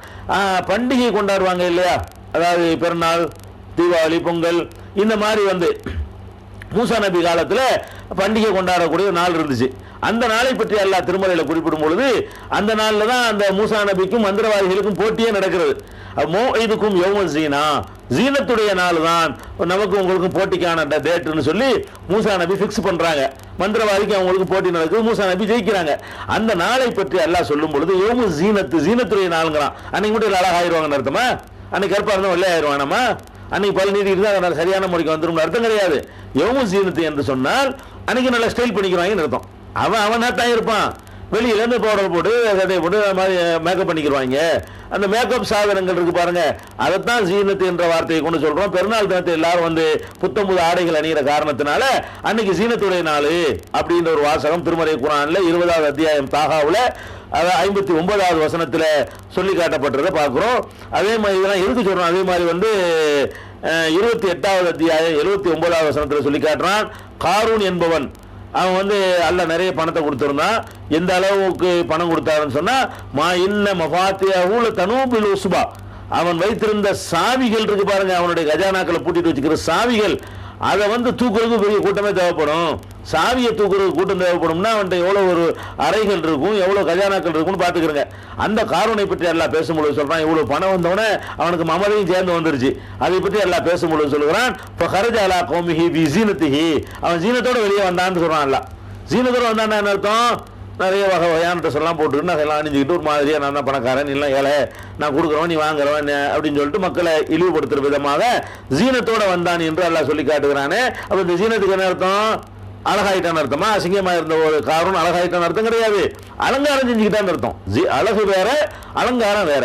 அதே மாதிரி 28, 79 இது இருக்கிறது. அதை விட முக்கியமான ஒரு வசனம் என்னன்னு கேட்டா 37வது அத்தியாயம் 6வது வசனத்தில் எல்லாம் சொல்லி காட்டுகிறான். இந்த வானம் 7 வானம் இருக்கு. ஃபர்ஸ்ட் வானத்தை நம்ம பார்க்கிறோம், இந்த முதல் வானம். இந்த முதல் வானத்தில் எதனால அழகு கிடைக்குதுன்னு கேட்டா, ஆங்காங்க மின்னுகிற விண்மீன்கள் வானத்துல ஒட்டி இல்லவே, அது தனியாத ஆகாயத்தெல்லாம் இருக்கிறது. இருந்தாலும் நம்ம பார்வைக்கு எப்படி தெரியுதுன்னு கேட்டா, அந்த வானத்துல என்னமோ அந்த வைரங்கள் பொதிச்சு இருக்கிற மாதிரியான ஒரு தோற்றத்தை தந்து வானத்துக்கு அழகு கிடைக்கிறது. அல்லாஹ் சொல்றான், வானத்திற்கு நட்சத்திரங்களை சீனத்தாக ஆக்கியிருக்கிறோம் அப்படின்னு சொல்றான். வானம் வேற, நட்சத்திரம் வேற, வெளியிலிருந்து அந்த அலங்காரம் கிடைக்கலாம். அது சொல்றான், இன்னா ஜய்யன்ன ஸமா துன்யா பிஸீனத்தினில் கவாகிப், கவாக்கிபு நட்சத்திரங்கள் என்ற ஜீனத்தை கொண்டு முதல் வானத்தை நாம் அலங்கரித்திருக்கிறோம் அப்படின்னு எல்லாம் சொல்லி காட்டுறான். அப்ப ஜீனத் என்ற வார்த்தைக்கு அழகு என்று அர்த்தம் செய்து கொண்டு, அழகு என்பது உடம்பு என்று அழகுன்னு ஒரு அர்த்தம் செஞ்சுக்கிடுவாங்க. அதான் ஒலாயுபதினு ஜீனத்தை உன்ன அவங்க உடம்ப காட்ட வேண்டாம்னு அர்த்தம். உடம்புல எந்த ஒன்னையும் காட்டக்கூடாதான். இல்லாம லஹரமின்ஹா, அதில் வெளியே தெரியக்கூடியதை தவிர. வெளியே தெரியக்கூடியது என்பது கையுமோன்னு இப்படி வியாக்கியானம் கொடுத்துட்றாங்க. ஆனால் ஜீனத்து உடலை குறிக்கிற சொல்லே கிடையாது. குர்ஆன்ல நீங்க எடுத்து பார்த்தீங்கன்னா எந்த ஒரு இடத்துலையும் ஜீனத்துங்கிறது உடலை குறிக்கிறதுங்கிறத அழகை குறிக்கிறதுக்கு வரவில்லை, அலங்காரத்தை குறிக்கிறதுக்கு தான் குர்ஆன்ல பயன்படுத்தப்பட்டிருக்கிறது. நம்ம என்ன செய்யறோம் பார்க்கிறோம். இப்ப அந்த அர்த்தத்துல இந்த வசனத்துக்கு நீங்க அர்த்தம் செஞ்சீங்கன்னா வலா யுப்தீன ஜீனத்தஹுன்ன, அவங்களுடைய அலங்காரத்தை வெளிப்படுத்தி காட்டக்கூடாது. ஆர்டினரியான ட்ரெஸ்ஸோட தான் அவங்க இருக்கணும்னு அர்த்தம். முகம் கையை தவிர மற்றதை மறைக்கணுங்கிறது வேற ஆதாரம் இருக்கிறது. இந்த வசனத்தை வைத்து சில பேர் ஆர்கியூமென்ட் பண்ணார்களே, ஆனால் அது தப்பு. வலா யுப்தீன ஜீனத்தஹுன்ன, அவங்களுடைய அலங்காரங்களை வெளிப்படுத்தி காட்டக்கூடாது. இல்லாம லஹரமன்ஹா, நம்மளை மீறி வெளியே தெரியக்கூடியதை தவிர. அதாவது அலங்காரமாக போட்டா கூட, ஒரு நல்ல புர்காவே போட்டுக்கொண்டு மூடிக்கொண்டாலும் கூட அந்த புர்காவிலே ஒரு அழகு தெரியும். அதை ஒன்றும் செய்ய இயலாது. அதை மாதிரிக்கு இன்னொரு புர்கா போடுவீங்க, அதுவும் அழகா தெரியும். அப்புறம் அதை மாதிரிக்கு இன்னொன்று போட்டு அதுவும் அழகா தெரியும். அப்ப அது அந்த மாதிரியா தவிர்க்க இயலாத அழகுன்னு இருக்கு பாருங்க, அதான் வெளியே தெரியக்கூடியது. வெளியே தெரியக்கூடியவை தவிர, அதாவது தவிர்க்க இயலாதவை தவிர. நீங்க உடம்ப அலங்காரத்தை காட்டக்கூடாது என்பதற்காக வேண்டி நீங்கள் உடம்பை எல்லாம் மறைக்கக்கூடிய ஒரு ஆடை அணிஞ்சா கூட அந்த ஆடையே அழகா இருக்கும்ல, அதுவே ஒரு அலங்காரமா இருக்குமா இல்லையா? மனிதன் அன்னாசு பில்லி பாசி தானே, ஆடையை கொண்டு தானே மனுஷனை மதிக்க அலங்காரத்தை பெறுகிறான். அதனால இதுக்கு என்ன அர்த்தம் வருதுன்னு கேட்டா, தங்களுடைய அலங்காரங்களை வெளியே காட்டாதீங்கிறான் அல்லாஹ். அப்ப பெண்களுடைய ஆடையில முக்கியமா அறிந்து கொள்ள வேண்டிய மேட்டர் என்னன்னு கேட்டா, அலங்காரம் தூக்கி நிக்க கூடாது. வெளியே அங்கங்க போகும் பொழுது பார்த்தோன்னா அதை பார்த்து ரசிக்கிற மாதிரி டைப்ல போயிடக்கூடாதான். இல்லாம லஹரமின்ஹா, தவிர்க்க இயலாமல் வெளிப்பட்ட தீர்மை, அதை தவிரன்னு சொல்லி முடிச்சிடறான். அதுக்கப்புறம் அல்ல என்ன செய்யறான்னு கேட்டா மறுபடி தொடர்றான். அலங்காரத்தை வெளிப்படுத்த கூடாதுன்னா எப்ப பார்த்தாலும் முடிக்கிட்டு இருக்கணும்னு அர்த்தமா அப்படின்னு வரும்ல, அதுலயே அல்லாஹ் தொடர்கிறான். வலா யுப்தீன ஜீனத்தஹுன்ன, அவங்களுடைய அலங்காரத்தை வெளிப்படுத்த கூடாது. இல்லாலி பௌலத்திஹின்ன, கணவன்மார்களுக்கே தவிர. கணவன் முன்னாடி எவ்வளவு வேண்டுமானாலும் ஒரு பெண் அலங்கரித்துக் கொள்ளலாம். அவ் ஆபாயிஹின்ன, தந்தைமார்கள் பெற்றெடுத்த அப்பனுக்கு முன்னாடி ஒரு பெண்ணை எவ்வளவு அலங்காரம் மேக்கப் அது இதுன்னு போட்டுக்கொண்டு எப்படி நின்றாலும் குற்றம் இல்லை. அலங்காரம் தான் இங்க பேச்சு, அழகுன்னு அர்த்தம் கிடையாது. ஒலா யுபதீன ஜீனத்தஹுன்ன, தங்களுடைய ஜீனத்தை பண்ணக்கூடாதுன்னு இஸ்லாம் தடுக்கல. பெண்களை அலங்கரிக்கவே கூடாது, அட்டுப்பிடிச்ச மாதிரி இருன்னு சொல்லல இஸ்லாம். என்ன சொல்லுதுன்னு கேட்டா, உங்களுடைய ஜீனத்தை இந்த நான் சொல்லக்கூடிய இந்த பட்டியலில் உள்ளவங்களுக்கு மத்தியில் வச்சுக்கிறீங்க. வெளியில வரக்கூடிய நேரத்தில் ஜீனத்து இல்லாம வாங்க, அதான் அலங்காரம் இல்லாம வாங்க அப்படின்னு நல்லா சொல்றான். ஒலா யுபதீன ஜீனத்தஹுன்ன, தங்களுடைய ஜீனத்தை வெளிப்படுத்தக்கூடாது. இல்லாலி பௌலத்திஹின்ன, கணவருக்கு. அவ ஆபாயிகின்ன, தகப்பன்மார்களுக்கு. அவ ஆபாயி பௌலத்திஹின்ன, மாமனார்களுக்கு. அவ அபுனாயிகின்ன, தங்களுடைய புதல்வர்களுக்கு. அவ அபுனாயி பௌலத்திஹின்ன, தங்களுடைய கணவன் வழியாக வேற மனைவிக்கு பிறந்த புதல்வர்களுக்கு. அவ இஹ்வானிகின்ன, கூட பிறந்த சகோதரர்களுக்கு. அவ பனி இஹ்வானிகின்ன, கூட பிறந்த சகோதரர்களுடைய புதல்வர்களுக்கு. அவ பனி அகவாத்திகின்ன, கூட பிறந்த அக்கா தங்கச்சியுடைய பிள்ளைகளுக்கு, சகோதரர் அக்கா தங்கச்சியுடைய மகன்களுக்கு. அவ் நிசாயிகின்ன, அல்லது தங்களை போன்ற பெண்களுக்கு. அவுமா மலக்கு தைமானுகுன்ன, அல்லது அவர்களுடைய கைவசத்தில் உள்ள அடிமைகளுக்கு. அவித்தாபியின கைலி உளில் 20 மினர் ரிஜாலி, ஆண்கள்ல இந்த மாதிரியான எந்த ஒரு தேவையும் நாட்டமும் இல்லாம தளர்ந்து 120 வயசு கிழவனுக்கு, 95 வயசு கிழவனுக்கு, அதாவது இந்த மாதிரி சமாச்சாரங்கள்ல எல்லாம் ஆடி ஆடி ஓஞ்சி போய் ஒண்ணும் இல்லாம போய்விட்ட கிழவர்களுக்கு.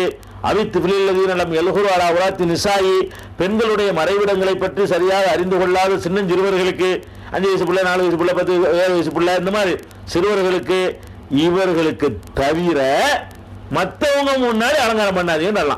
நீங்க அலங்காரம் பண்ணலாம், வீட்டில் அலங்காரம் பண்ணுங்க, வாப்பாக்கு முன்னாடி அலங்காரம் பண்ணுங்க, புருஷனுக்கு முன்னாடி பண்ணுங்க, புருஷனுடைய வாப்பாக்கு முன்னாடி பண்ணிக்கிறங்க, புருஷனுடைய பிள்ளைகளுக்கு முன்னாடி பண்ணிக்கிறங்க, உங்க பிள்ளைகளுக்கு முன்னாடி பண்ணிக்கிறங்க, உங்க பிரதர்ஸுக்கு முன்னாடி பண்ணிக்கிறங்க, பிரதர்ஸுடைய பிள்ளைகளுக்கு முன்னாடி பண்ணிக்கிறங்க, சிஸ்டர்ஸுக்கு முன்னாடி பண்ணிக்கிறங்க, சிஸ்டர்ஸ் பிள்ளைகளுக்கு முன்னாடி பண்ணிக்கிறங்க. உங்களை போன்ற பெண்களாக கூடியிருக்கிற சபையில நல்லா பயங்கரமா பந்தா கட்டிக்கிட்டு இருங்க. அதெல்லாம் மார்க்க தடையில் எந்த மாதிரி வேண்டாம் அலங்காரம் வேண்டாலும் பண்ணிக்கொள்ளுங்கள்.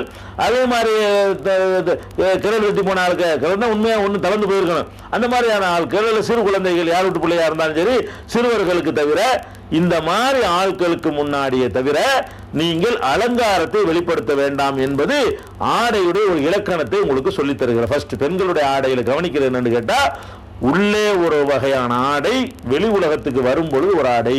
வெளியே வர வேணான்னு இறுக்கி பிடிக்கிற மார்க்கம் இல்லை. வரலாம். எப்படி வரலான்னு கேட்டா, நீங்க லிப்ஸ்டிக் அடிச்சுக்கிட்டு வர்றது, அது மாதிரி நல்ல கலரை ரோஸ் போடுற தூக்கி தட்டிக்கிட்டு வர்றது, அல்லது அங்கே எங்கே இருக்கிறத பூட்டிக்கிட்டு வர்றது, பார்க்கும்போது டால் அடிக்கிற மாதிரி வர்றது, அல்லது இருக்கிற அந்த சேலையிலேயே ஒரு தனி பயங்கரமான கவர்ச்சி வர்ற மாதிரி பார்த்து அந்த மாதிரி அலங்காரமான ட்ரெஸ் எடுத்துக்கிட்டு வர்றது, இதெல்லாம் வெளியே வரும்பொழுது அது மாதிரி வர ஜீனத்துகளை, இந்த மாதிரி ஜீனத்துகளை வெளிப்படுத்தி அலங்காரத்தோடு உள்ள ஆடைகளை வீட்டுக்குள்ளே வைத்துக் கொள்ள வேண்டும். இந்த மாதிரி ஆட்களுக்குள்ள வைத்துக் கொள்ள வேண்டும். இந்த வசனத்தில் சொல்லப்பட்டவர்களோட அப்ப பெண்களுடைய ஆடைகள்ல முக்கியமாக முதலில் தெரிந்து கொள்ள வேண்டிய விஷயம் என்னன்னு கேட்டா, அலங்காரங்களை தவிர்த்து கொள்ளணும். ஒன்னாச்சா? அடுத்தது என்னன்னு கேட்டா, இதே வசனத்துல உல் யல்ரிபுன பிஹுமுரிஹின்ன அலா ஜுஜூபிஹுன்ன, அவங்களுடைய ஹிமார்களை, ஹுமுர் என்பது ஹிமார் என்ற வார்த்தையின் பன்மை. அதுக்கு நான் அர்த்தம் சொல்லாம அரபிலே சொல்றேன், ஒரு காரணத்தோட சொல்றேன், பின்னாடி சொல்லுவேன். உல் யல்ரிபுன பிஹுமுரிஹின்ன, தங்களுடைய ஹிமார்களை அலா ஜுயூபிஹின்ன, தங்களுடைய மார்பின் மீது போட்டுக் கொள்ளட்டும் அப்படிங்கிறான். இந்த ஹிமார் என்றால் என்ன அப்படிங்கும்போது சில ஆளுக்கு என்ன செய்வாங்கன்னு கேட்டா, முகத்தை மறைக்கக்கூடிய துணின்னு சொல்லுவாங்க. குழப்பம் எங்க வருதுன்னு கேட்டா, ஹிமார் என்று இங்க வருது. ஹிமார்னா என்னன்னு கேட்டா, இப்படி துணியை எடுத்து, ஒரு பெரிய துணியை எடுத்து இப்படி போட்டு இப்படி போட்டுக்கிறோங்க அர்த்தம். இப்படி போட்டுக்கணுமா, இப்படி அர்த்தம் செய்து கொண்டுதான் இந்த முகத்தை மறைக்கணுங்கிற டாபிக்கே வருது. இந்த ஹிமாருங்கிற வார்த்தைக்கு என்ன அர்த்தம் கரெக்டா வழங்கிட்டோம்னு சொன்னா குழப்பம் வராது. அப்ப ஹிமாரை, தங்களுடைய ஹிமார் மூலமாக ஹிமாரை மார்புல போட்டுக் கொள்ளட்டும் சொன்னா, இப்படி தலையில சொந்த போட்டு அப்படி தொங்க விட்டுறணும் அப்படின்னு சொல்லி என்ன செய்யறாங்க, அவர்கள் விளக்கம் சொல்லி கொண்டிருக்கிறார்கள் சில பேர். ஆனால் ஹிமார் என்பதனுடைய அர்த்தம் என்ன என்பதற்கு நம்மளா டிக்ஷனரிலாம் நிறைய அர்த்தங்கள் இருக்கு, அதை சொன்னா கூட போதும் தான். இருந்தாலும் அகராதியில் சொல்ற அர்த்தத்தை விட அல்லாஹ்வுடைய ரசூல் ஸல்லல்லாஹு அலைஹி வஸல்லம் அவர்கள் தொடர்புடைய ஹதீஸில் விளக்கம் கொடுக்கப்பட்டிருக்குமே, ஆனால் அந்த அர்த்தம் ரொம்ப கூடுதலான வெயிட் கொண்டது. அகராதி அர்த்தத்தை விட அல்லாஹ்வுடைய ரசூல் சம்பந்தப்பட்ட அவங்க தொடர்பான ஹதீஸுகளையும் சஹாபாக்கள் இந்த வார்த்தையை எந்த கருத்தில் பயன்படுத்தினார்கள் என்பதையும் வைத்து பார்க்கும் பொழுது ஹிமாருடைய அர்த்தம் என்னன்னு நமக்கு விளங்குறது. இந்த விஷயம் தெரிந்து கொள்வதா இருந்தா, இப்ப ஹிமார்னா அதாவது தலையை முகத்தை மறைக்கிற துணின்னு அர்த்தம் செய்யறாங்கல்ல. இப்ப நபிகள் நாயகம் ஸல்லல்லாஹு அலைஹி வஸல்லம் அவர்கள் என்ன செஞ்சாங்கன்னா, உழு செய்யும் பொழுது கால்களை கழுவணும். சட்டம் குளிர்காலமா இருக்கு, கையில காலில் காலுறை அணிந்திருக்கிறோம் வைங்க. அப்ப காலுறை அணிந்திருந்தோம்னு சொன்னா காலை கழுவாம காலுறையின் மீது அப்படி என்ன செய்யலாம், மசகு செய்து கொள்ளலாம், ஈர கையால் தடவி கொள்ளலாம் அப்படின்னு ஒரு சட்டம் இருக்குது. இந்த சட்டம் நபி ஸல்லல்லாஹு அலைஹி வஸல்லம் அவருடைய செயல் மூலமாக வழங்கப்படுகிறது. அதே மாதிரி தலையில தலப்பாயை கட்டியிருந்தார்களே, ஆனால் அப்ப தலப்பாயை குளிர்காலத்தில் போட்டு அவுத்துக்கிட்டு மர கட்டுற கஷ்டமா இருக்கும் போது தலைக்கு மசகு செய்யறதுக்கு பதிலாக தலப்பாவை நினைஞ்சிக்கலாம், அப்படியே ஈரக்கையால் தடவிக்கிட்டோம்னு சொன்னா தலையில மசகு செய்த மாதிரி ஆகிவிடும் அப்படிங்கிறது இதனுடைய ரெண்டு சட்டம் இருக்கிறது. இது தலப்பாயில மசகு செய்யற மாதிரி நபி ஸல்லல்லாஹு அலைஹி வஸல்லம் அவர்கள் ஹிமாரின் மீது மசகு செய்தார்கள். பாயிண்ட். நபி ஸல்லல்லாஹு அலைஹி வஸல்லம் அவர்கள் எப்படி உழு செய்யும் பொழுது குளிர்காலங்களில் தலப்பா கட்டிருக்கும் தலப்பா மீது மசகு செய்தார்களோ, அதே மாதிரி அவர்கள் போட்டிருந்த தலையில் போட்டிருந்த ஹிமார் இருக்குல்ல, அந்த ஹிமாரின் மீதும் அவர்கள் மசகு செய்தார்கள் வருது. அப்ப ஹிமார்னா மூஞ்ச ரசூல் அப்படி மறைச்சிட்டு இருந்தாங்களா? அப்ப ஆம்பளையும் தலையில ஹிமார் போட்டிருந்தாங்கன்னு அர்த்தமா? ஆனா ஹிமார் தான் அங்க வாசகம் வருது. எப்படி வருதுன்னு கேட்டா, காபிஉன் உஜ்ரா ரலியல்லாஹு அன்ஹு அவர்கள் பிலால் வழியாக அறிவிக்கிறாங்க, அன்ன ரசூலுல்லாஹி ஸல்லல்லாஹு அலைஹி வஸல்லம் மஸஹர் அல் ஹுஃபைனி வல் ஹிமார், நபி ஸல்லல்லாஹு அலைஹி வஸல்லம் அவர்கள் காலுறைகள் மீதும் ஹிமாரின் மீதும் மசகு செய்தார்கள் வருது. அப்ப ஹிமார் என்பது தலையில போடுகிற துணியை இப்படி போடுவோம்ல, இப்படி போடுவது அல்ல. அந்த ரசூல் ஸல்லல்லாஹு அலைஹி வஸல்லம் அவர்கள் காலுறையின் மீதும் மசகு செய்தார்கள், ஹிமாரின் மீது மசகு செய்தார்கள் என்று சஹீஹ் முஸ்லிம்ங்கிற நூல்ல 413வது ஹதீஸ்ல இது இடம்பெற்றிருக்கிறது. இப்ப உதாரணமா எடுத்துக்கிறேன், இப்படி தலையில துண்டை போடுறோம், இப்படி போட்டு இப்படி போடுறதுதான் ஹிமார்னு விளங்கிட்டு இருக்கிறாங்க. இப்படி போட்டு என்ன செய்யறாங்க, இதை விளங்கி கொண்டு போடுறாங்க. அப்ப நபி ஸல்லல்லாஹு அலைஹி வஸல்லம் இந்த மாதிரி போட்டிருந்தாங்களா? இல்ல. ஹிமார்னா எதுக்கு சொல்றதுன்னு கேட்டா, தலையில போட்டு இந்த தொடர்பில் தொங்குறது, இப்படி போட்டுக்கிறது, ஏன்னா சட்டை போட்டிருந்தா கூட அந்த கனபரிமாணங்கள் தெரியக்கூடாதுங்கிறதுக்காக வேண்டி இப்படி போட்டு இப்படி போட்டுக்கிட்டாங்க. இதுதான் அதுக்கு அர்த்தம். ஏன்னா இதுதான் ரசூல் ஸல்லல்லாஹு அலைஹி வஸல்லம் போட்டிருப்பாங்களே தவிர இதா போட்டிருப்பாங்க. அப்ப ஆம்பளையும் ஹிமார் போட்டிருக்கிறாங்க, பொம்பளையும் போட்டிருக்காங்கன்னு வரும்பொழுது ஹிமாருக்கு முகத்தை மறைக்கிற ஆரைன்னு அர்த்தம் செய்யக்கூடாது. அதனால ஒல் எல்ரிபுன பி ஹுமுரிஹின்ன அலா ஜுயூபிஹின்ன, தங்களுடைய தலையில் போடுகிற துணியை தலையில மட்டும் இப்படி போட்டுக் கொள்ளாம அப்படி கொஞ்சம் இறக்கி இப்படி போட்டுக்கணும். தலையில இருந்து இப்படி வந்து இப்படி இறங்கி கிடக்கணும்.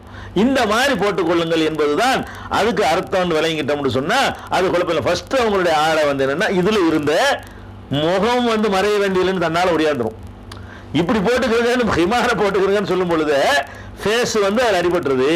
முகத்தை மறையுங்கள் என்று சொல்வதற்கு அது எதிராத்தான் அந்த கருத்து வருமே தவிர எந்த வசனம் வந்து முகத்தை மறைக்க வேண்டியது இல்லை என்ற கருத்தில் இருக்கிறதோ அந்த வசனத்துக்கு ஹிமாருங்கிற வார்த்தைக்கு இஷ்டத்துக்கு அர்த்தம் கொடுத்த காரணத்தினால ஹதீஸ்ல உள்ளதை கவனிக்காதனால மறைக்கிறதுக்கு உள்ளதுன்னு ஆகிவிட்டாங்க. முகத்தை மறைக்கிறது ஆக்கி இப்படி போட்டுட்டு இருக்கிற காட்சியை நம்ம பார்க்கிறோம். அது வந்து குர்ஆனிலும் சொல்லப்பட்டது இல்லை, ஹதீஸிலும் சொல்லப்பட்டது இல்லை என்பது விளங்கிக்கிறணும். இது முதலில் தெரிந்து கொள்ள வேண்டிய மேட்ரு. அதுக்கு அடுத்து என்னன்னு கேட்டா, இந்த ட்ரெஸ் பண்றாங்கல்ல, இப்படி ட்ரெஸ் பண்ணக்கூடிய பெண்கள் ட்ரெஸ் பண்ணக்கூடிய நேரத்தில் முகத்தை மறைத்தல் என்பதை ஒரு சட்டமாக பலரும் சொல்றாங்க இல்லையா. முகத்தை மறைக்கணுமா, இப்படி மேல இருந்து வர்றோம், தலையை மறைக்கணும் என்பது விளங்குகிறது. அதாவது அந்நியர்களுக்கு மத்தியில் இருக்கும் பொழுது, அந்நியர்னா யாரு, மேற்கண்ட 24, 31 வசனத்திலே சொல்லி காட்டணுமே, அதில் கூறப்பட்ட உறவினர்களை தவிர மற்றவர்கள் எல்லாம் அந்நியர்கள். அந்த அந்நியர்கள் முன்னிலையில் பெண்கள் வரக்கூடிய நேரத்தில் தலை மறைத்தவர்களாக இருக்க வேண்டுமே தவிர முகம் மறைத்தவர்களாக இருக்க வேண்டியது இல்லை. அந்த வசனத்தில் விளங்குகிறது. முகமறைத்தவர்களாக இருக்க வேண்டியது இல்லை என்பதற்கு நேரடியாகவும் பல சான்றுகள் இருக்கின்றன. அந்த சான்றுகளை நீங்கள் பார்க்க வேண்டும். நபிகள் நாயகம் ஸல்லல்லாஹு அலைஹி வஸல்லம் அவங்க வந்து என்ன செய்யறாங்கன்னா, அவங்க ஹஜ்ஜுக்கு போய்கிட்டு இருக்கும் பொழுது அவங்களுக்கு பின்னாடி வந்து ஃபதுல் இப்னு அப்பாஸ் அவர்களை ஏற்றி வைத்துக் கொண்டு போகிறார்கள். ஃபதுல்னா யார்? இவரே நபிகள் நாயகம் ஸல்லல்லாஹு அலைஹி வஸல்லம் உடைய பெரிய தகப்பனார் அப்பாஸ் இருக்கார் இல்லையா, அவருடைய ஒரு மகன் தான் ஃபதுல் என்பவர். ஏறக்குறைய பெரியத்தா மகனா தம்பி. நபிகள் நாயகம் ஸல்லல்லாஹு அலைஹி வஸல்லம் உடைய தம்பி தான் ஃபதுல், அதாவது பெரியப்பா மகன். பெரியத்தா மகனா இருக்கக்கூடிய ஃபதுலுங்கிறவங்கள ரசூல் ஸல்லல்லாஹு அலைஹி வஸல்லம் ஒட்டகத்தை ஓட்ட பின்னாடி வந்து என்ன செஞ்சுக்கிட்டாங்க, ஃபதுலை ஏற்றி உட்கார வச்சுக்கிட்டாங்க. அப்படி வைத்து